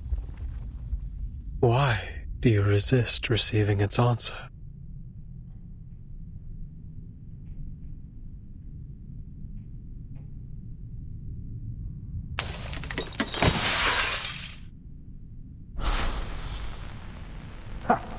They're always like this, aren't they? They throw a question at you, only to abandon it along with the fading of the era. This storm will spare no one. You've known it all along, Alice. Only the timeless Panopticon can maintain control. The all-seeing tower. The perfect governing system.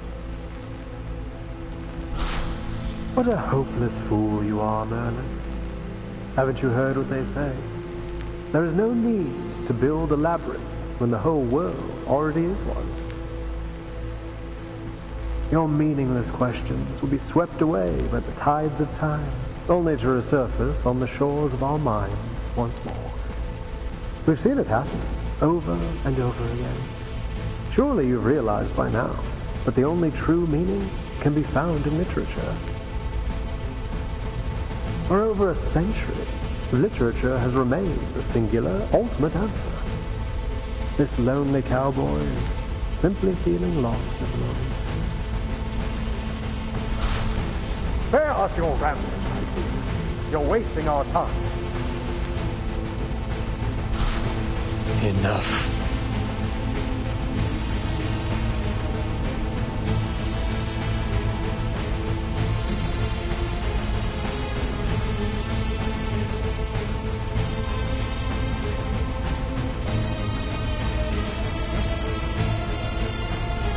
Aleph seems to be in a terrible state. We have to be careful. Something isn't right about that dye.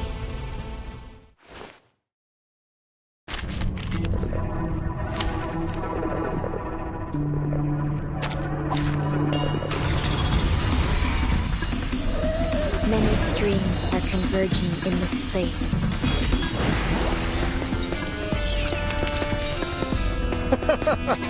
Go ahead. Keep the story going.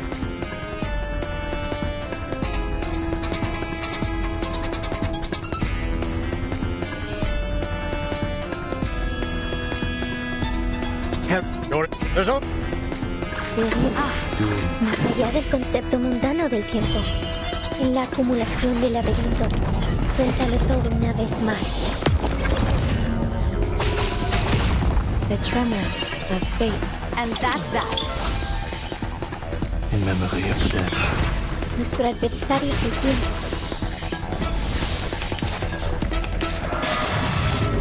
Must end.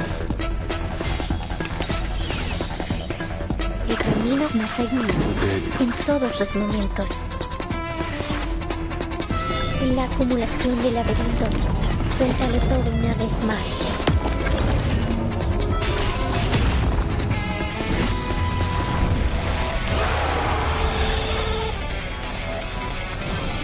Idealismo, celos de fantasía, patrones ocultos.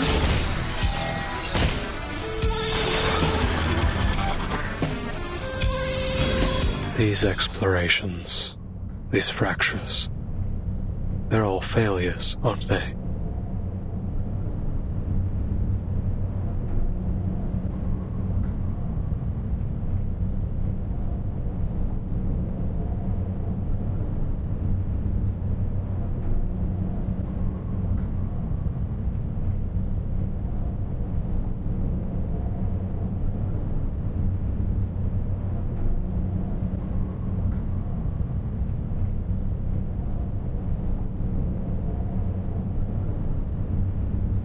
In this Paradoxe succès.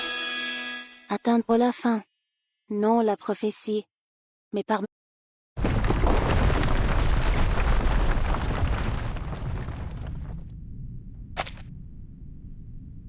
Wait! Mr. Olive? Are you human?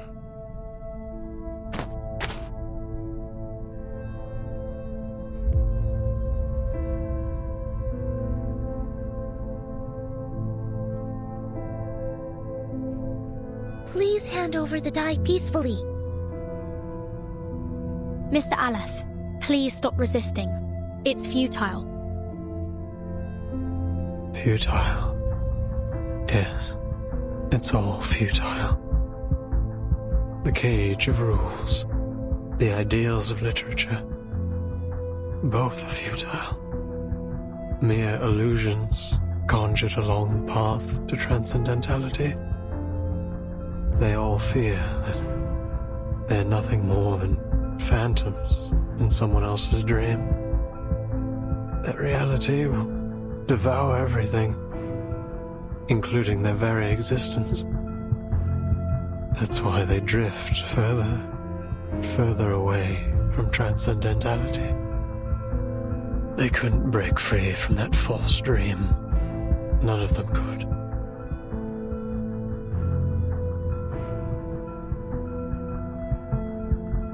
Both the physician and the idealist walked toward their own destruction, just as I expected.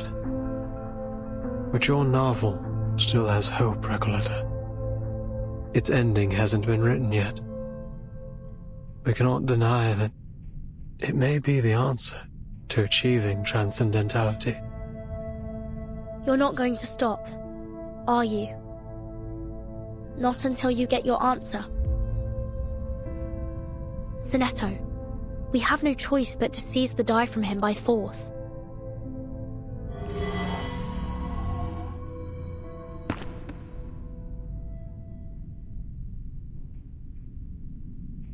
Enough. I said enough!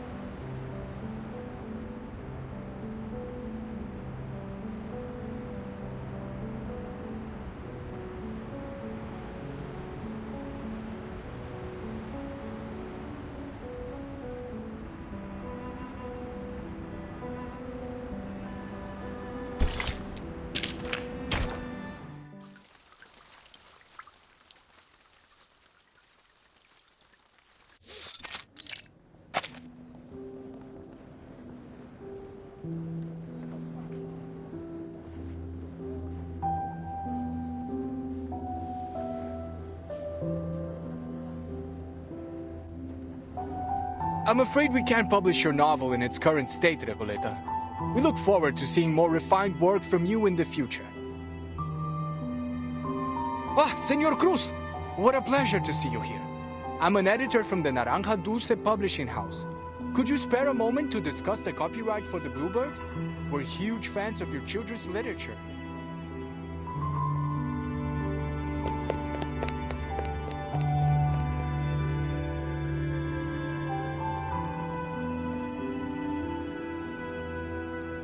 Hey, relax, Recoleta. Look at all the books around you. This place is heaven. You can't get down on yourself. Not here. There's so many writers and publishers here. It's only natural you'd be turned down 17 times. This is just the beginning.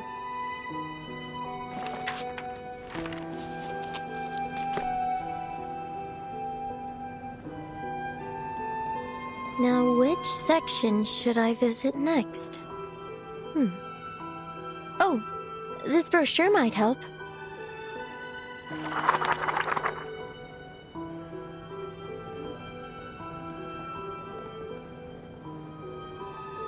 Estupendo. An exchange of ideas between writers. Nothing could be more incredible than that. I recall James Joyce was inspired by a letter he received from Henrik Ibsen. So, maybe what I need is to find someone to share my manuscript with. But who? Tadeo Emasums. Aleph. Averroes.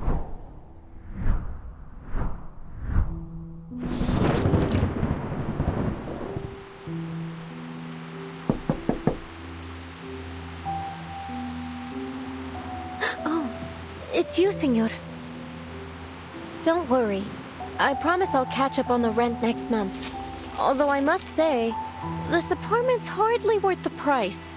The cracks on the walls must date back to the last century. Make all the excuses you want, Ingrid. If you don't pay the rent soon, you'll either end up in that crumbling colonial building on the corner or on the street, selling oranges at the San Telmo market. By the way, Julia told me you lost your job at the textile factory. You under some kind of can't work in one place for more than 3 months, curse or something, senorita? Oh, you don't even want to know about the terrible things that happened in that factory. All I did was lend the oppressed workers a hand. Bah, you're just like those college kids, full of hot air. Anyway, I am not here about the rent. Didn't you tell me to watch out for your letters a while back, when you just returned from abroad? Well, here it is, a letter for you.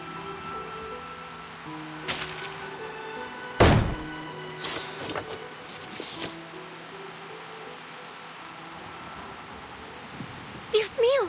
Someone actually wrote back to me! This is incredible! Oh, thank you so much for bringing it to me, senor!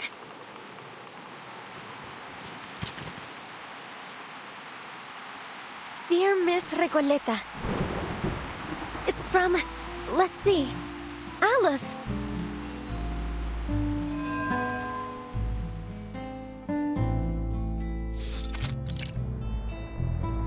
Hey, I've been watching you. You're not local, are you? What are you writing? Oh, hola. You're right. I just arrived in Buenos Aires 3 days ago. My trip's been a lot like a Copes Tango performance, full of twists and turns, but nothing much worth telling, really. I'm actually writing a reply to my pen pal. Long story short, I sent him a manuscript of my novel, and to my surprise, he actually wrote back. Amazing, isn't it? In our recent letters, we've been discussing how my novel lacks a key character to drive the story toward a decisive ending. So we've been debating whether to introduce a new ghost to act as a turning point for the story. Oh, so then you're a writer? Hey, Pancho, come over here.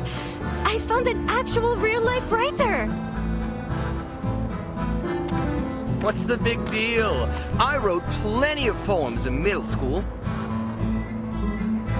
Oh, so you're a poet. I have a feeling we're about to embark on an incredible adventure together. Are you interested in joining the visceral realism movement? What? I've never heard of it, but it sounds like fun. Fabuloso!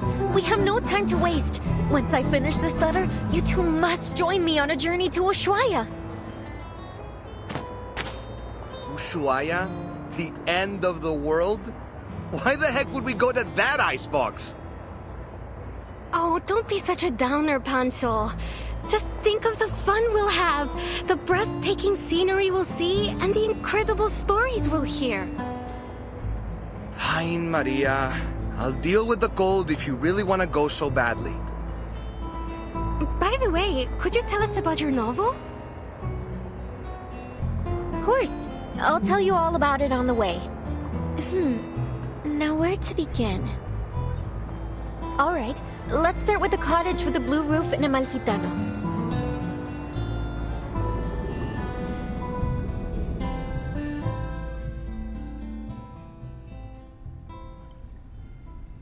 It's been 6 months since we first exchanged letters. Since then, I've been traveling. First from Chile to Mexico, then from Mexico to Argentina.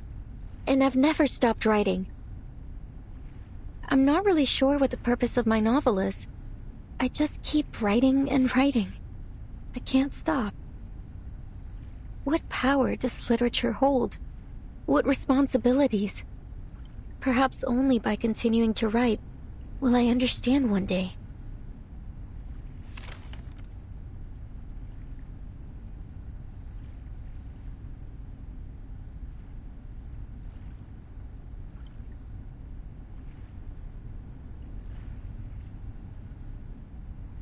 Aleph, you're right. I do want an ending to my novel. But not like this. You really have no idea, do you, Recoleta?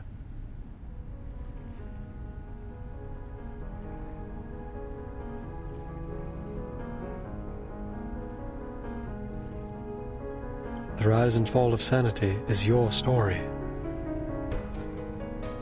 What do you mean?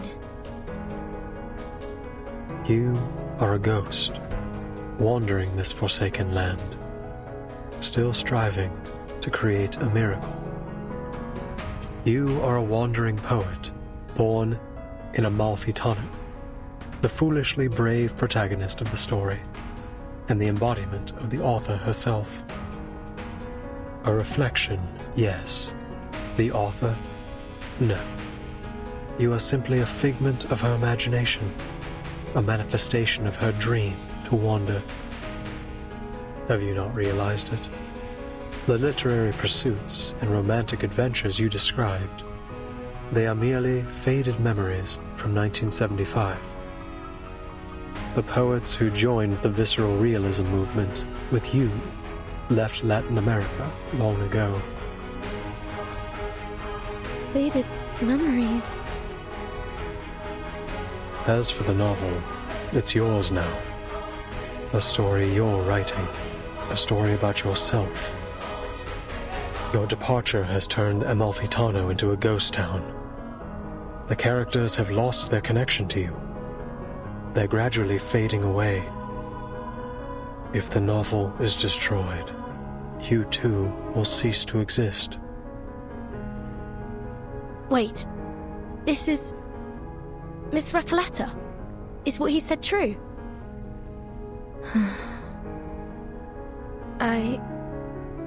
I know you never lie, pen pal. In your first letter, you told me that a character's role in fate must be determined from the outset and consistently adhered to throughout the story. Reading the perspective and insights of a walking encyclopedia, having such a person be willing to share their thoughts at all was an exhilarating experience. I had never imagined my novel could develop in this way. Words could hardly describe how I felt in that moment. No one but you has ever understood the story of that town, let alone offered any revisions. Following your advice, I added the bank clerk, the dune pescator, the blind weaver, and the murdered donkey driver. Amalfitano was no longer an empty town with a single blue-roofed cottage. The new ghostly residents had begun to fill the skies over it. The story was finally reaching completion. I could feel that the ending was within reach. I became increasingly eager to meet my pen pal. I couldn't get the thought out of my mind. I wasn't sure what I would say to this Aleph. A simple thank you, perhaps, or maybe a discussion about the future of Amalfitano with its sole reader. Or maybe I'm no different from everyone else, led up the garden path by fate.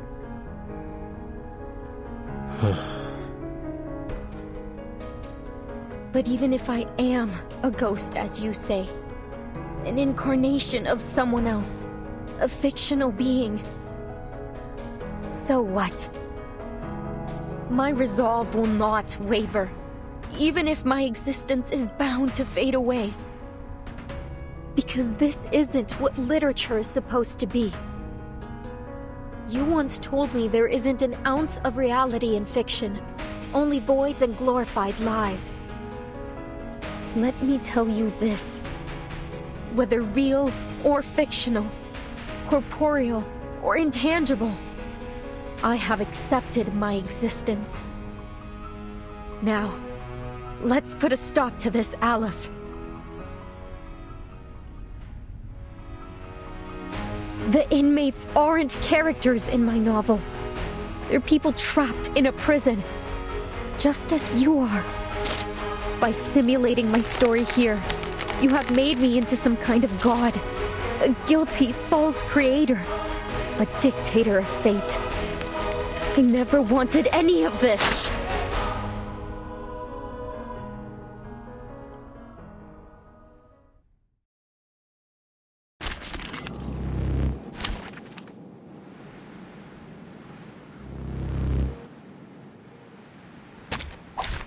Very well. Let me try my hand.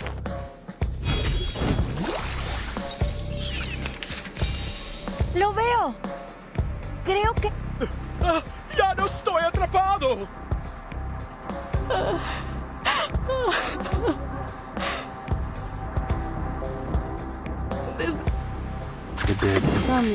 Más allá del concepto mundano del tiempo, en la acumulación de laberintos, suéltalo todo una vez más.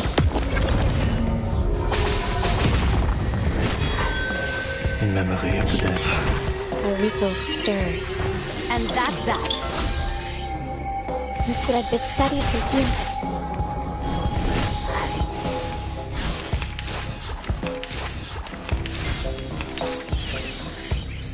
El camino es más allá. There is no end to this misery. En la acumulación de laberintos, suéltalo todo una vez más. Nuestro aliado es la verdad. Voilà donc ce que c'est. Atteindre la fin. Non la prophétie, mais par mes propres mains.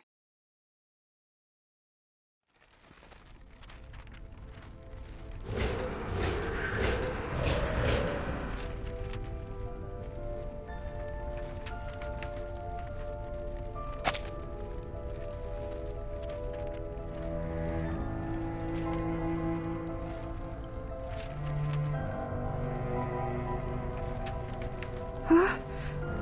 Miss Recoleta has vanished. Did she really cease to exist like Aleph said? Recoleta.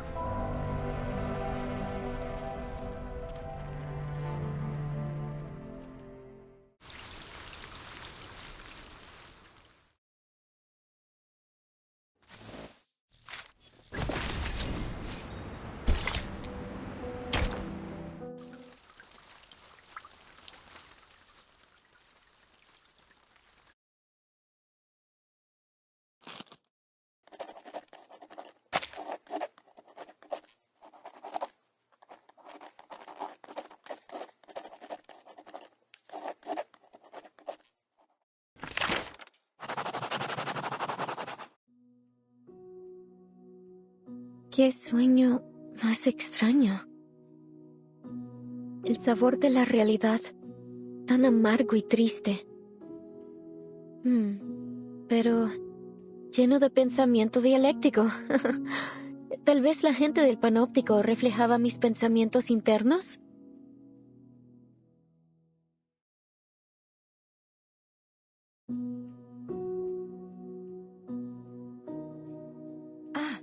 Entonces realmente soy un personaje en la novela. La misteriosa cabaña con el techo azul fue mi hogar todo el tiempo. Entonces, los rumores que los fantasmas propagaron eran realmente eso. Rumores.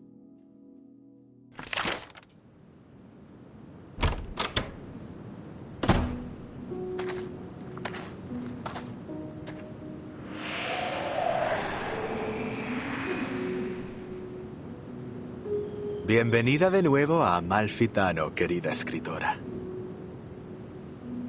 Gracias, querido ícono del capitalismo. Pero, ¿no desgarré esta novela en pedazos?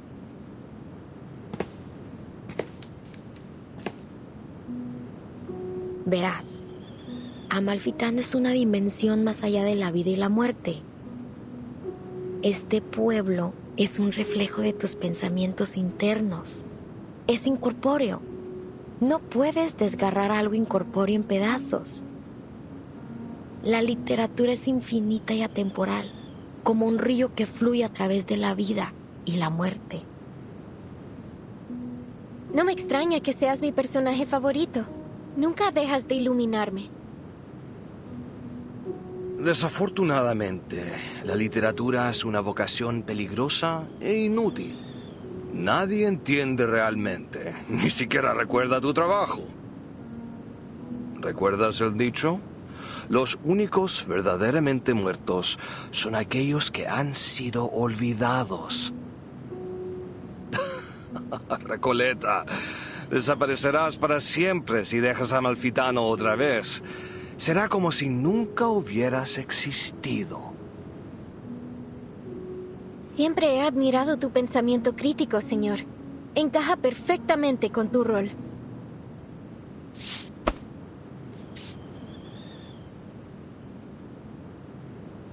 Todo estará bien, Recoleta.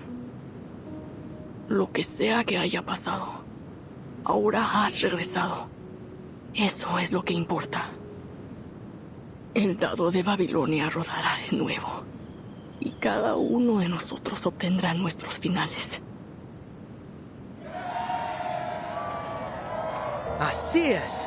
Resuelve el asesinato en el bar y pon mi alma en paz. Libera al pueblo de la locura infligida por el antiguo espíritu. Arregla la aleatoriedad del dado de Babilonia y aplana la frecuencia catastrófica. ¡Lánzala una vez más, Recoleta!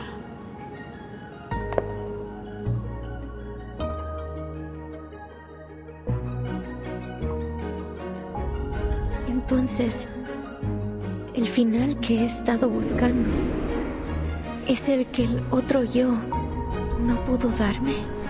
El yo que se lanzó de cabeza a la lucha contra un poder invencible. El yo que finalmente dejó esta tierra. Después de todo este tiempo, finalmente he encontrado mi final.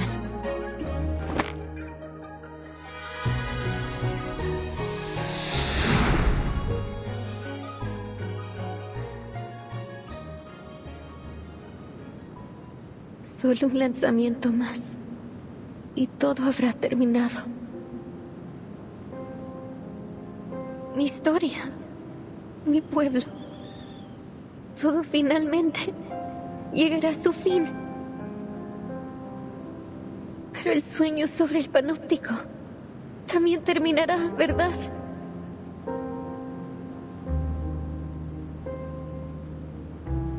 Oh, cariño, es solo un sueño. No me digas que estás abandonando tu búsqueda de toda la vida por un miserable sueño. Este sueño es cruel. Nadie entiende esta gran novela ahí ni este pueblo asombroso. Pero aquí, eres una verdadera escritora.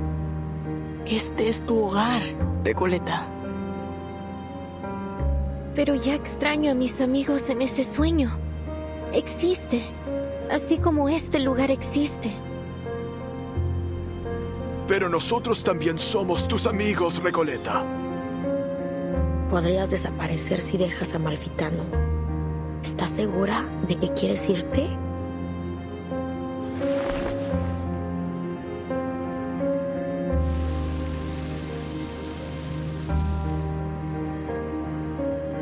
Sabéis cómo soy, queridos amigos.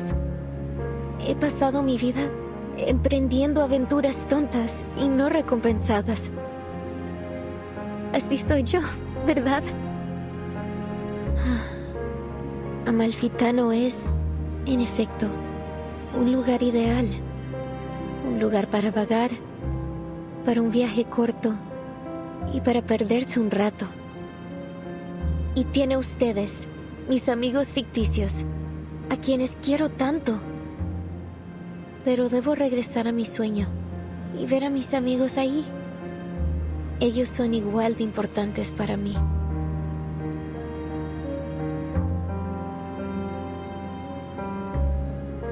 Sí, tienes razón, Recoleta. No se puede negar que eres un alma noble y apasionada. Cada uno de nosotros lo sabe. También eres nuestra querida amiga. ¿Por qué te detendremos de hacer lo que realmente deseas?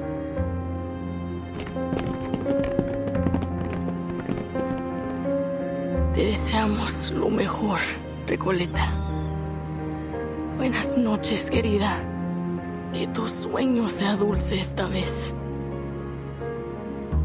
Gracias a todos, mis amigos. Nunca los olvidaré.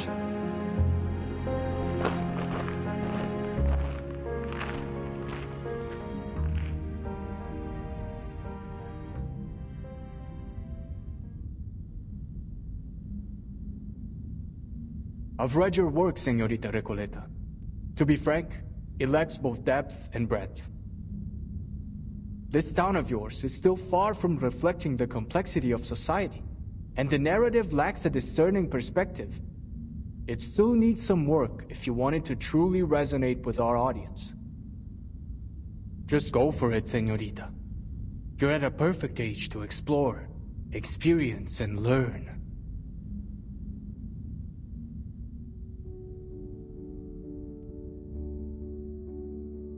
What's happening to me?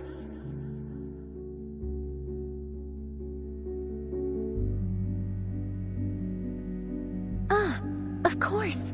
The rise and fall of sanity is my story.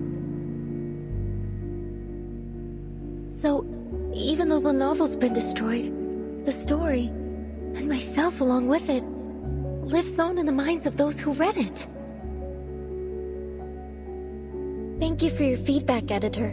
Even here in this great expanse of darkness, I can still hear your words. You have my gratitude. Thank you for reading my novel, even if you didn't understand it, and likely never will.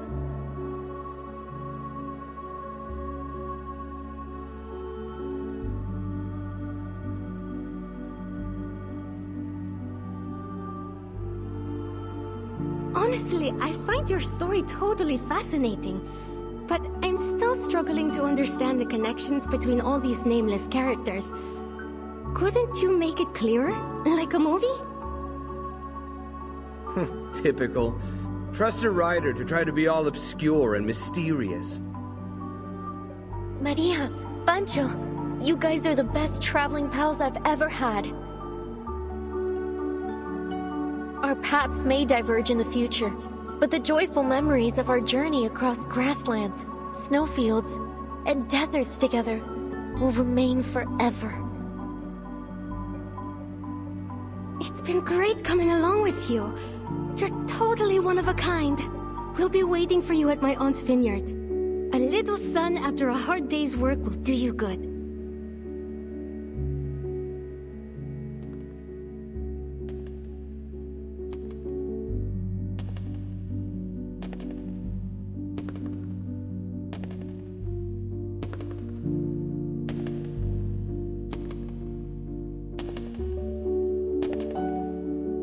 There is ambition in her writing. It's passionate and poetic, fractured and chaotic. But when viewed as a whole, her work feels like little more than a superficial illusion. It lacks the depth to truly touch the soul. I will refrain from offering further comments until she stops romanticizing her childish adventures. To put it bluntly, her phraseology feels overly deliberate to the point of distortion. Her verbiage is like a collection of vague sentiment bubbles.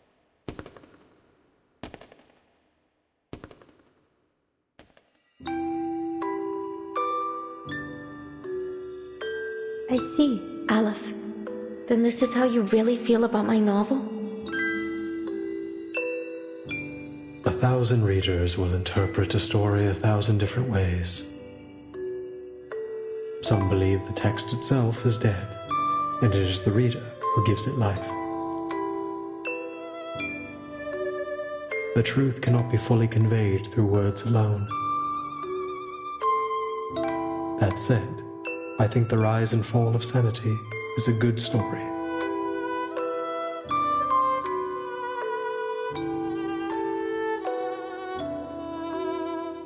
Oh, so the Eternal Paradise is a library of sorts, just like I always imagined. Or is this just another reflection of my inner thoughts? I like it here. It's nice being surrounded by literature. But it's time to go back to reality.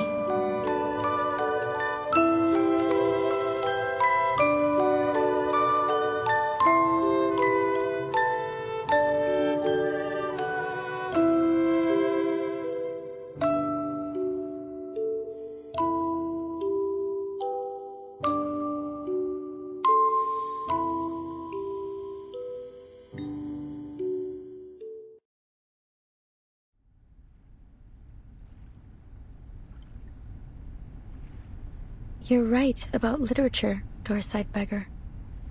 It is a dangerous and futile calling, but I still believe in it.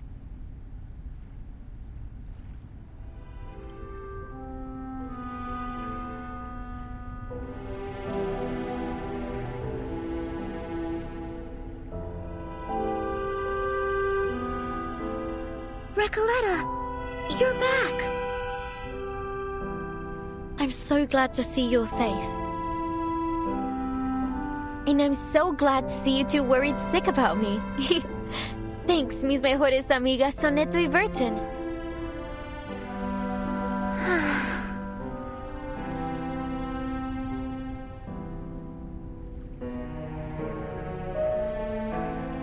See, Aleph? I still exist. Amalfitano is gone. It's all over. You're simply a wandering ghost now, never to return home again. You may still exist, but Amalfitano will never get its ending. You have nullified its existence, rendering all of this meaningless. I'm sorry I couldn't answer your question. I have failed once again.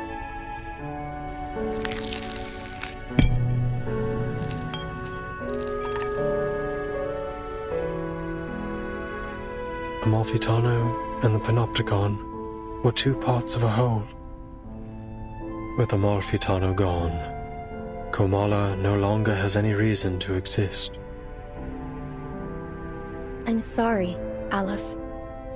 You, who know all the mysteries of the world, who seek answers to every question, have lost yourself in the process. You can answer everyone else's questions, but never your own. Who's the person behind that mask? Is he real? Does he still exist? Who am I?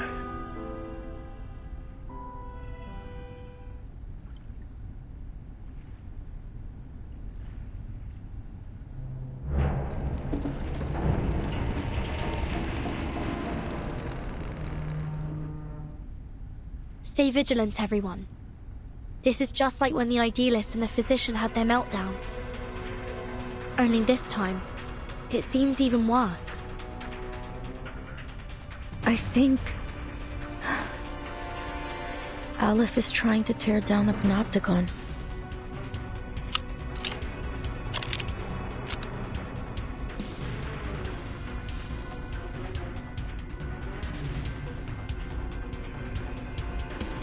Freeze! Stay where you are. All of you.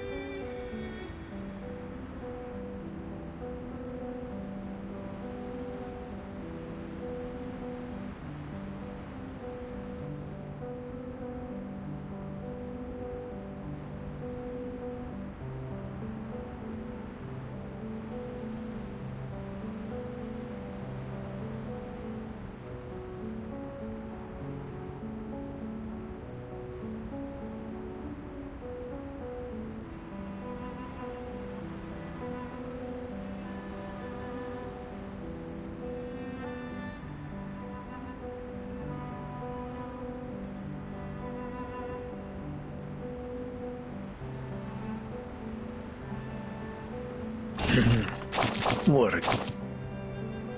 Glad we're on the same... Well, what really rekindled... Some... Many share your doubt. Here,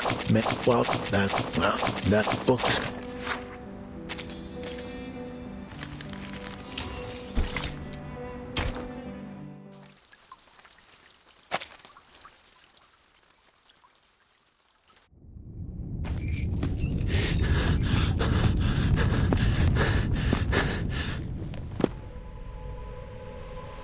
I was just setting up my exhibit when everything started shaking.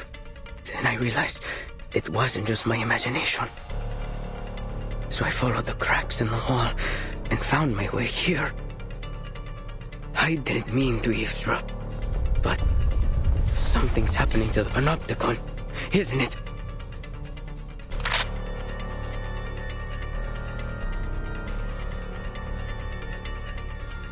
Are you the physician? Or is it Aleph? Whoever you are, please restore the Panopticon to the way it was. I'm begging you.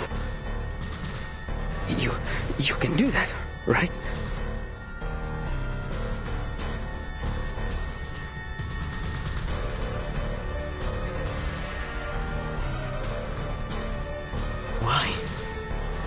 Why aren't you doing anything, damn it? Why is this happening? Oh, the die. If you won't help me, then I'll do it myself.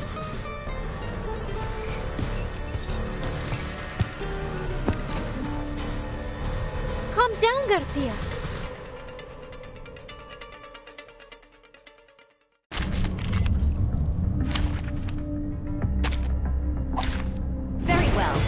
me try my hand. The dead Dérive dans les flots des séphirotes. cherish life.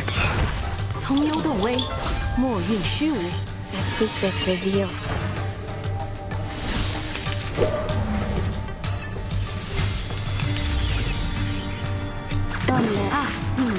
Let me think on it. Fate has revealed itself to you. Please, go ahead. There's work left here to be done.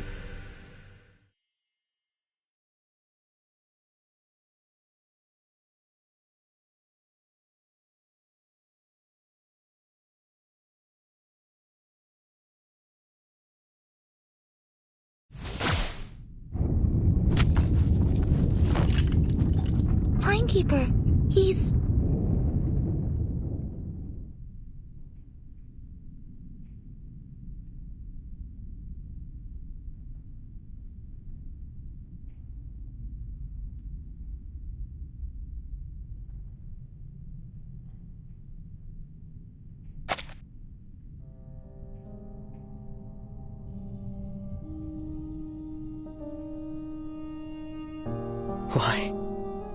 Why is this happening to me? I was so close to completing the exhibition. Can't you see, Garcia? There is no one controlling this place now. You're free. It isn't the dye that's trapped you, nor is it the walls of this prison. It's the rules and that overpowering gaze from the central tower. But now that's all gone. You can go outside. You can set up your exhibit anywhere you want. No need to stay stuck in this.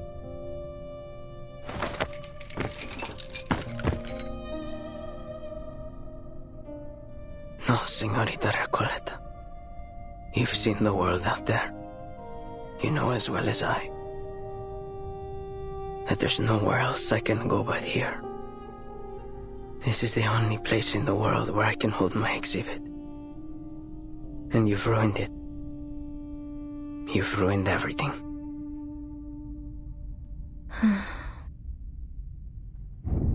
This room's about to collapse. We've got to leave. Mr. Garcia, do you need a hand? I can take care of myself, thank you. I'll go a different way. I have to go back and finish setting up my exhibit.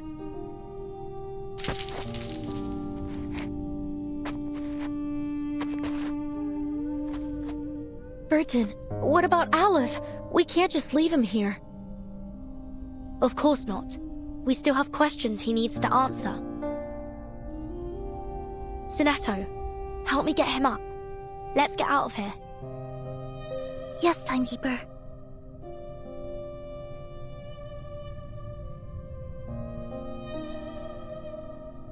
Your words are always at odds with your thoughts.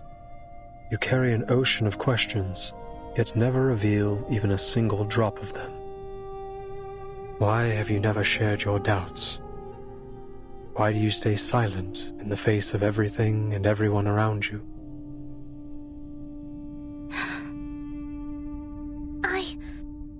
I believe in my duty.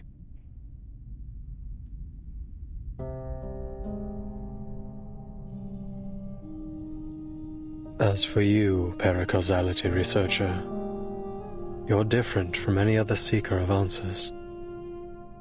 Even on a desperate, near-hopeless journey, your heart holds little doubt. Perhaps not every question needs an answer, Mr. Aleph. Is that so?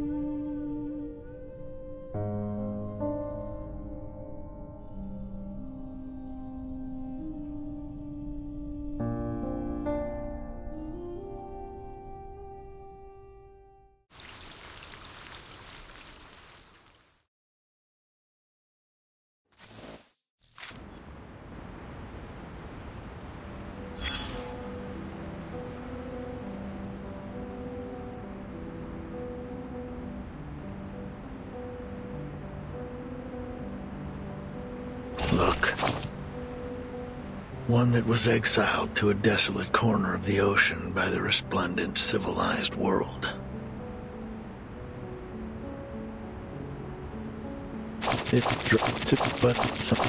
And now, the mad passengers are storming the shore.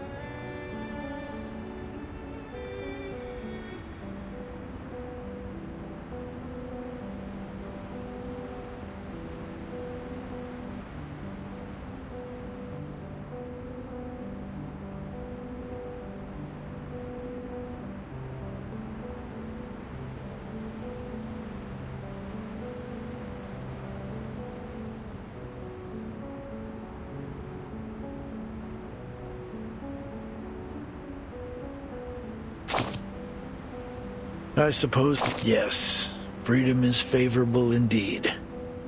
The freedom to squander our lives, to trample on the dignity of others, the freedom to embrace absurdity and meaninglessness.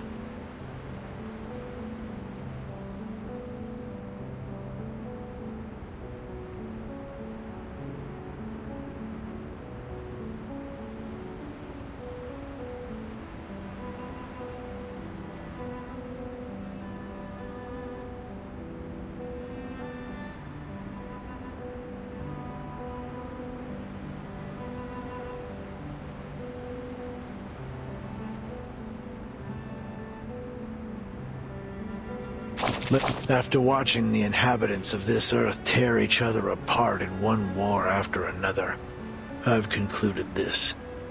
Only knowledge drives people to madness. Ignorance does not.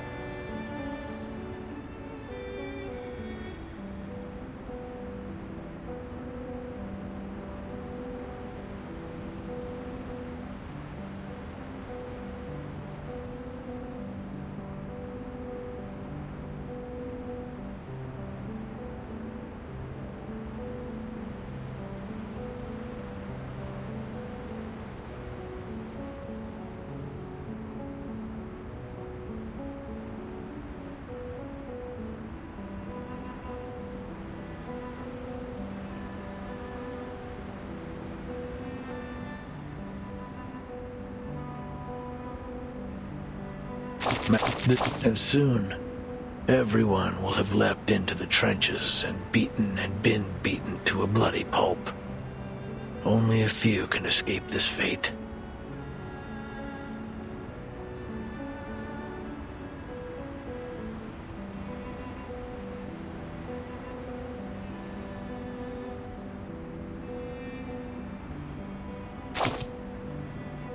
Check your this.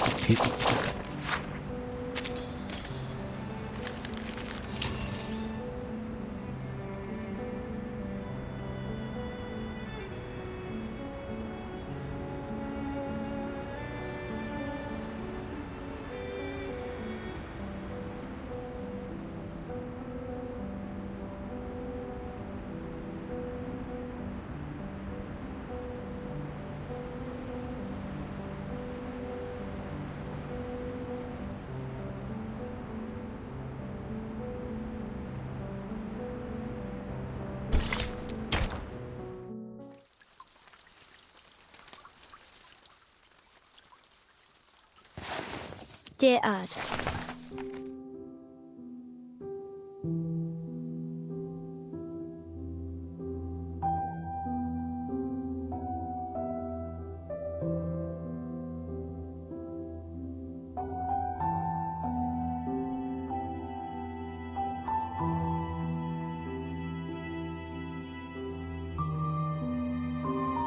why are you so interested in the Panopticon of Kamala? Dear Mr. Aleph, whether as a doctor or a writer, I simply cannot turn a blind eye to the friction around me, especially the discord and injustice I have witnessed here in Kamala. So, I would ask of you a question. Is there any way to resolve the endless conflicts in this place?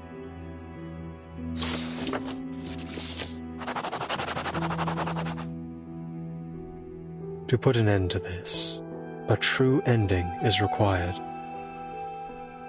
Your arrival has made it possible for this simulation to have an ending, or rather, a victory.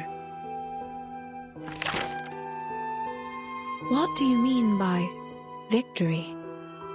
I'd appreciate it if you could clarify in simple terms. If this victory comes at the cost of any inmate's life, I'm afraid I cannot accept it. I also have another question for you. If I leave, will the stories and conflicts here come to an end? Miss Grace of Manus Vindictae will grant you passage. But in any case, the cycle of history will continue to repeat itself in this prison, and in the entire world. The sins of humankind will not cease until veins turn to wires, flesh and bone to geometric shapes, and the world around us twists in the colors of an oil painting. I must say, your words have left me rather baffled. Fragments of the events you describe often appear in my dreams. Could it be that these things really happened? If that's the case, why can't I recall the details? Why am I left with only disconnected pieces? The madness in Kamala, these bizarre dreams. I must put an end to them. What have I forgotten? Has someone or something altered my memory? I can't shake the feeling that something crucial to me has been lost in the river of time. Some kind of duty, perhaps. What should I do? How can I recapture what I have lost? I won't answer a question that already has an answer, one given to you by the person who escorted you here and made you a promise. You're so close to the place where the truth lies. Think carefully. Why are you here?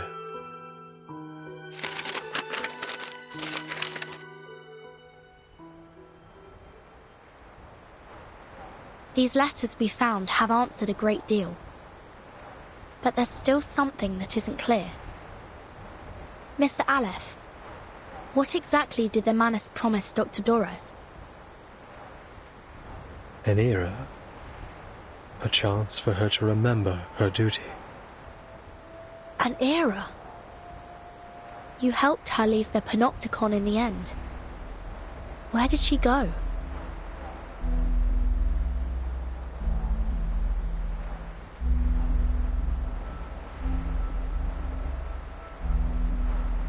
Southward. There, on the no-man's continent, Manus Vindictae is preparing to recreate the parable of the past and future. A glorious past and a glimmering future belonging to Arcanus. Dr. Dorez is deeply connected to this particular parable. What exactly are the Manus planning to do in Antarctica? And why would Dr. Dorez go there voluntarily?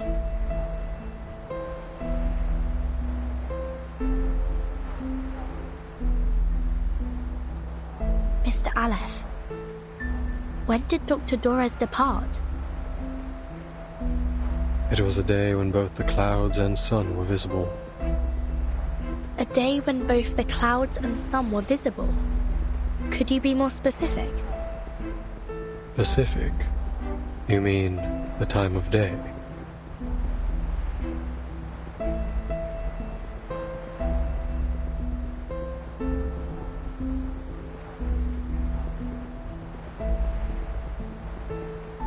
When both clouds and the sun were visible.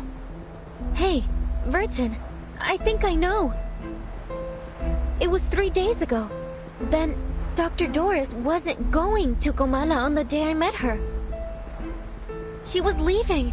She was headed to Antarctica. It was cloudy that afternoon, with a brief spell of sunshine, just like Aleph described. Then it hasn't been long since she left. Excellent news. 3 days. If we set off immediately, we might still catch up to her. But, based on the intel we gathered in Ushuaia, Manus Vindicte bombed the entire port 3 days ago. Clearly, they wanted to prevent any interference from the Foundation. It's unlikely we'll find any functioning ships there. I'll report the situation to the Buenos Aires branch. Timekeeper, I'm afraid we'll have to find another way to get there. I have a boat.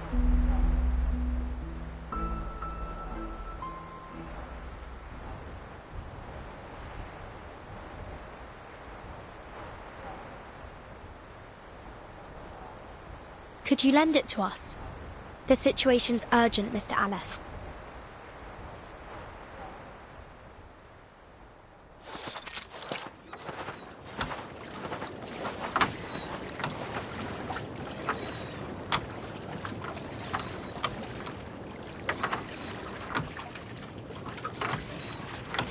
This boat will automatically take you to McMurdo Port, the landing point Manus Vindicte established by the shores of the Ross Sea.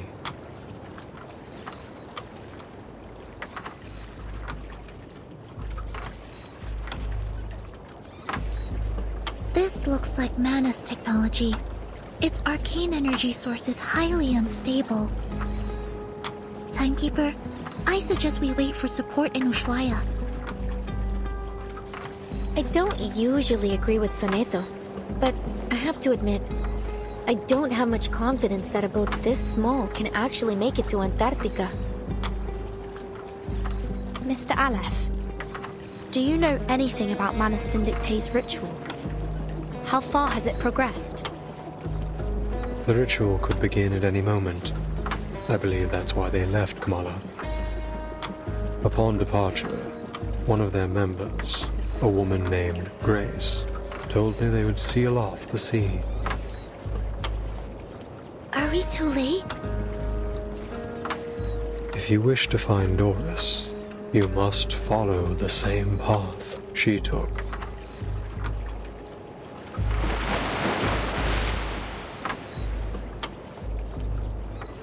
I see. Mr. Aleph, members of the Foundation branch will arrive soon to evaluate your condition. I hope you'll answer their questions with the same patience you showed us. Thank you. Soneto, let's go. Yes, Timekeeper.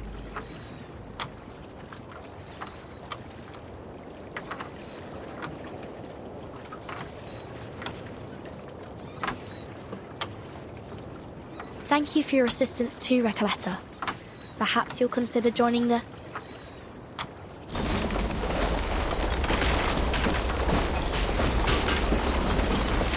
What was that? It came from the Panopticon.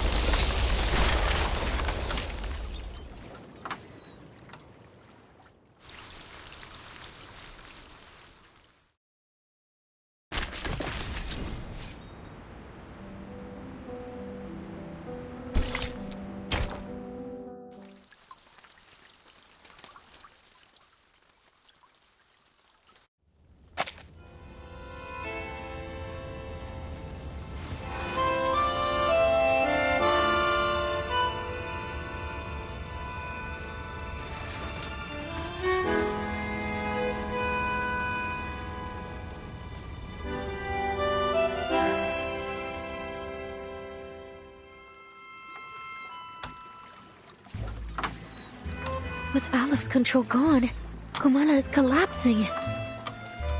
The inmates aren't even real criminals, are they? And they're still in there with no clue that they're no longer being watched from the central tower. We have to go tell them. We have to get them to safety. Yes, we should help them get out, at least until support arrives. But the Manus ritual...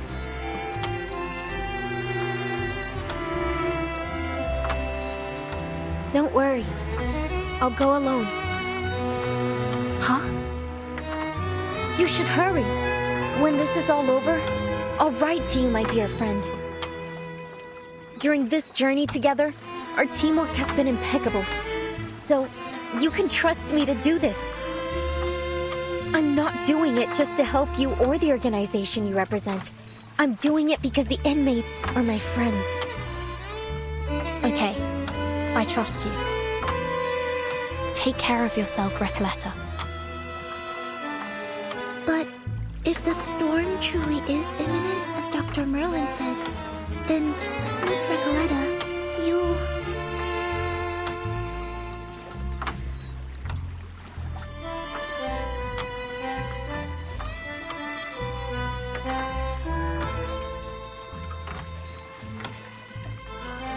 I don't quite understand what this storm is all about. But don't worry. A brand new adventure is the best thing that can happen to a writer. And I doubt it'll surpass the epic adventures we've shared over the past couple of days. I'm going to write everything, including the two of you, into my new novel. Then I'd like to be the first to read this new novel, if that's all right. Of course. Listen, I believe literature is like an endless, timeless river. So we'll meet again someday, somewhere. Probably in someone else's story. Who knows?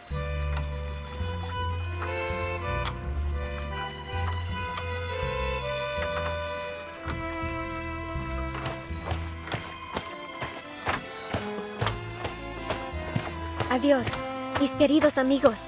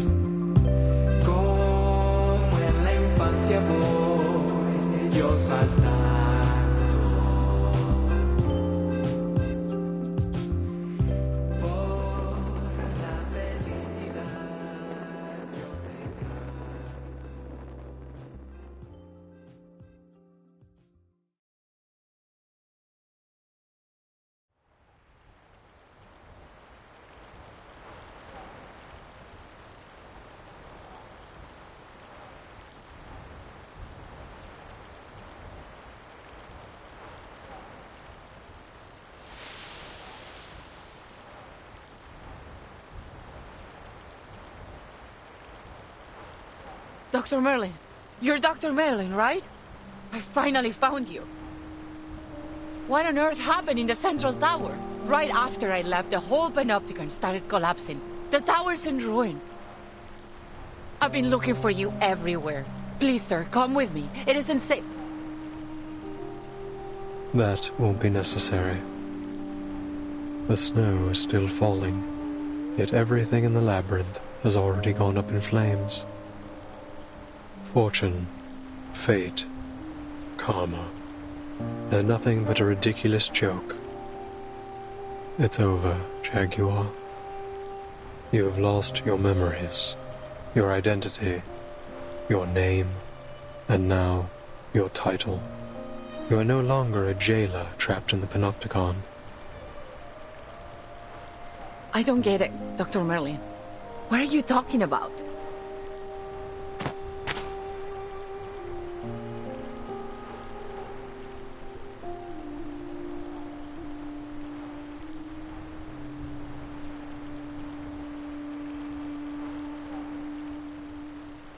I'm going back to Komala. Order must be maintained. The prisoners mustn't be allowed to escape. Please take care, Dr. Merlin.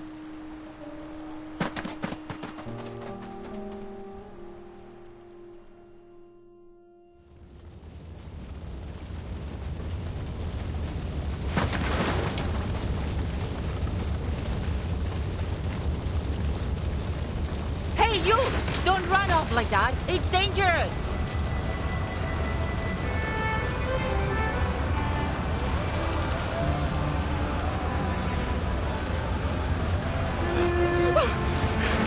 Deserts! In stars! In labyrinths! We dream on death's straw pillow.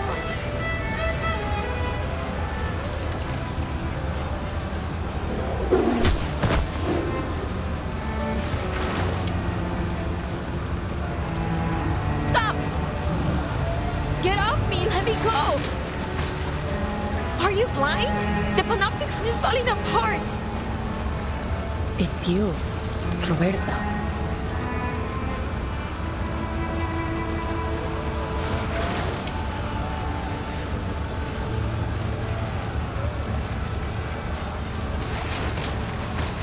They are all mad! I knew it! They've been insane from the start! The whole place is burning to the ground and they still won't leave! They're still talking and talking about things that no one cares about! I can't help them! I never understood what they were talking about! The rhythms, the factions, the ideologies... Yes, the people were nice! The idealists too, but I've had enough of this prison. I've had enough of the Panopticon.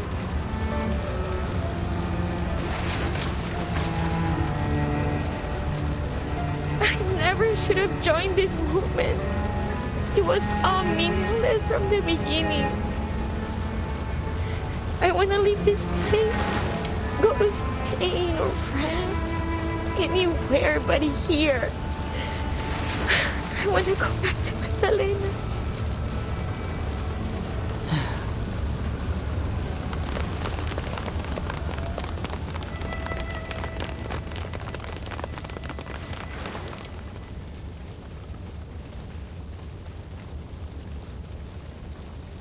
Por la felicidad yo te canto y por la libertad yo te canto. Nada podrá parar ni vencer mi ser.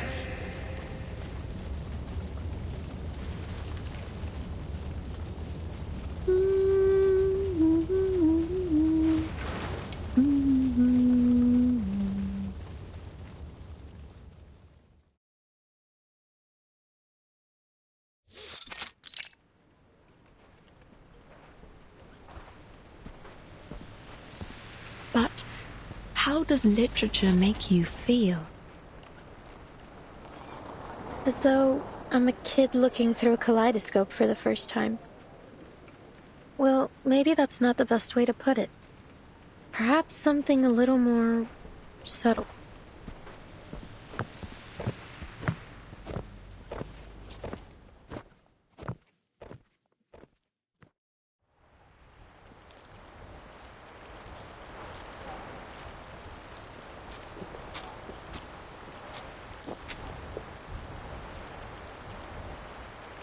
A ship sailing to an unfamiliar land.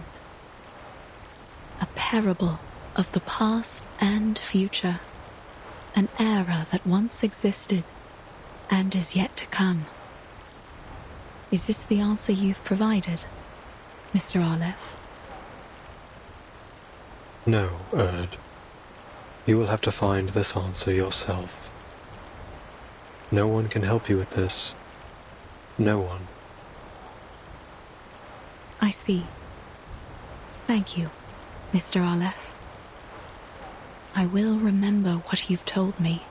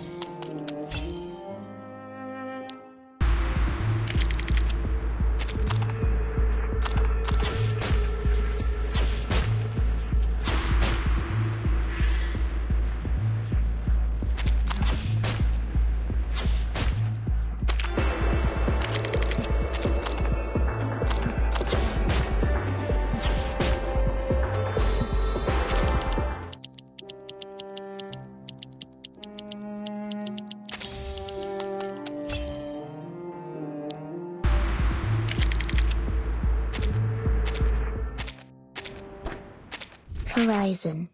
The boundary of heaven and earth that may or may not intersect with the Earth's surface. Useful to...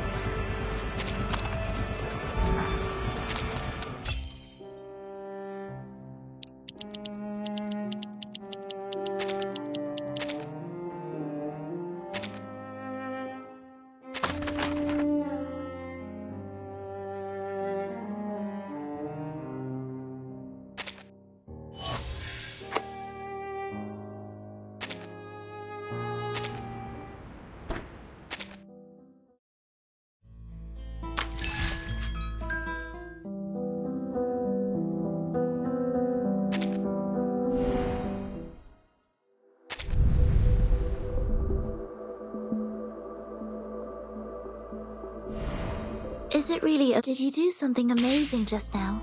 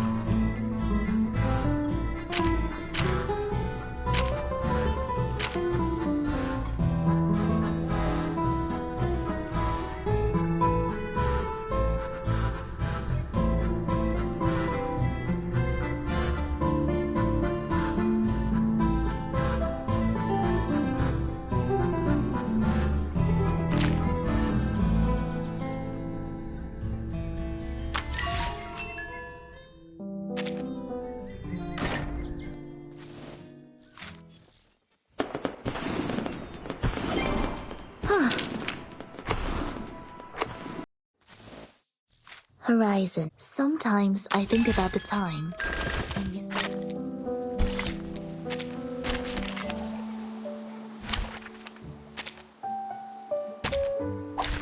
Many streams are converging in this place. Secret revealed. Schmerz betrifft die Toten nicht. Pray, talk in the wilderness. Sacrifice holds meaning only in its morning.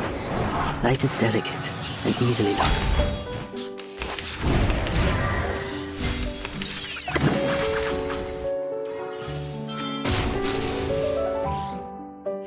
Please, go ahead. There's work left here to be done.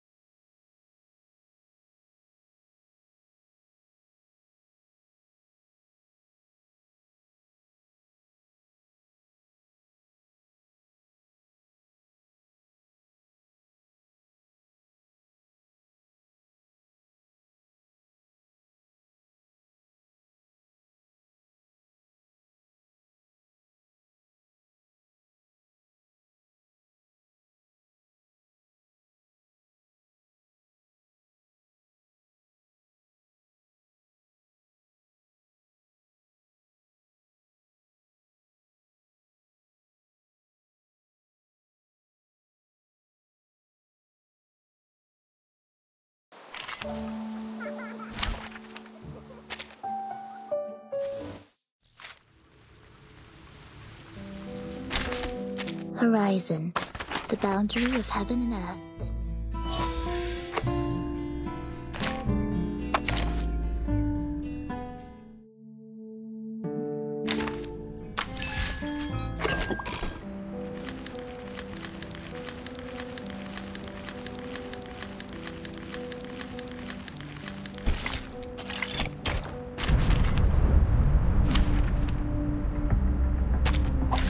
Very well.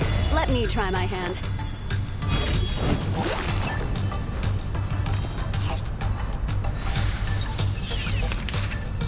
Comme la The dead. dérive dans le flot des séphirotes. The tremors of fate. 朋友的微，莫运虚无。 Cherish life. Fate has revealed itself to you.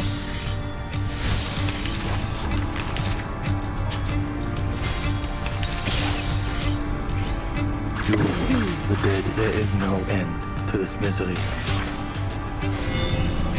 Vergossenes Blut für nichts. 天道必法，其 Show 事可 mercy. 还。 Sacrifice holds meaning only in its morning. Life is delicate and easily lost.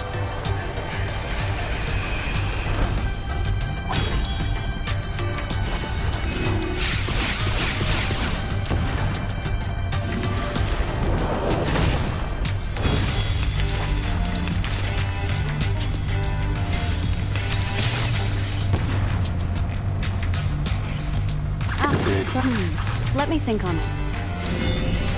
Concentrate and visualize. Verzeihen Sie mir.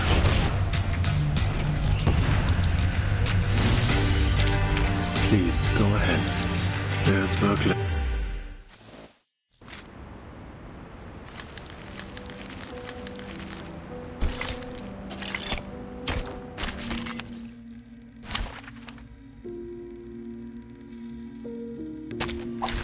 Very well. Let me try my hand. The dead. Let me think on it. Do not let yourself go now. A secret revealed. Concentrate and visualize.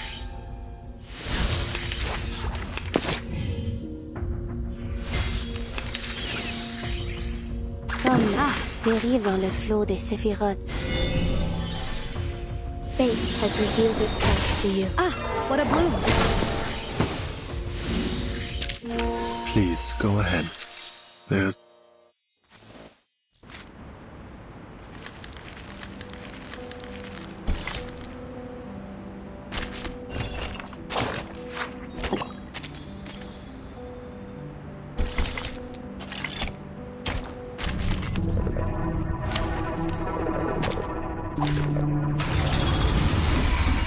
Держись, Алия. Помните Геронская? Так ярко и тепло. Dérive comme l'a scellé le destin. 朋友的微，莫运虚无。 A secret revealed. Cherish life. Pray, caught in the woven net.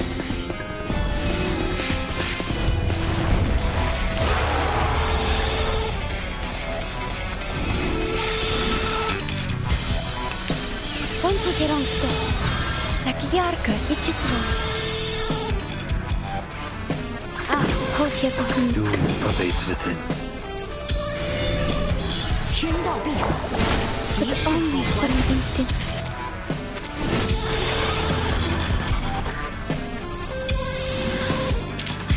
Please, go ahead. There...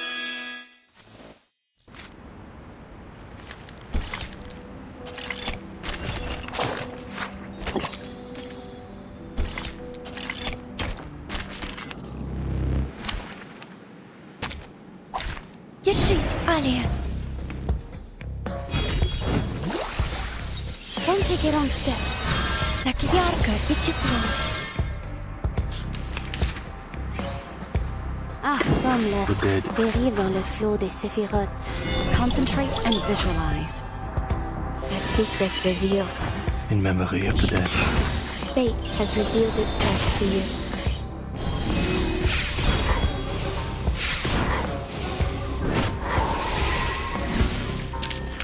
Voilà donc succès.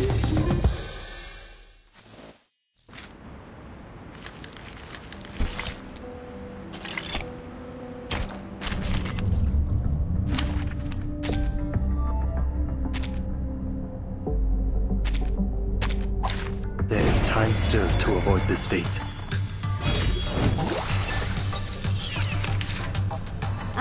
Dérive The dead embrace you. And that's that. A ripple stirred. Do not let yourself go now.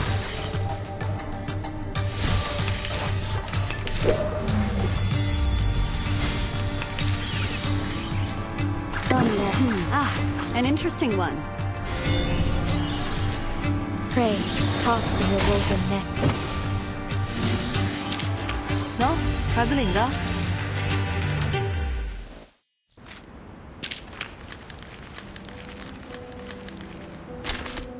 Horizon, the boundary of heaven and earth that may or may not. Is it really okay doing nothing like this?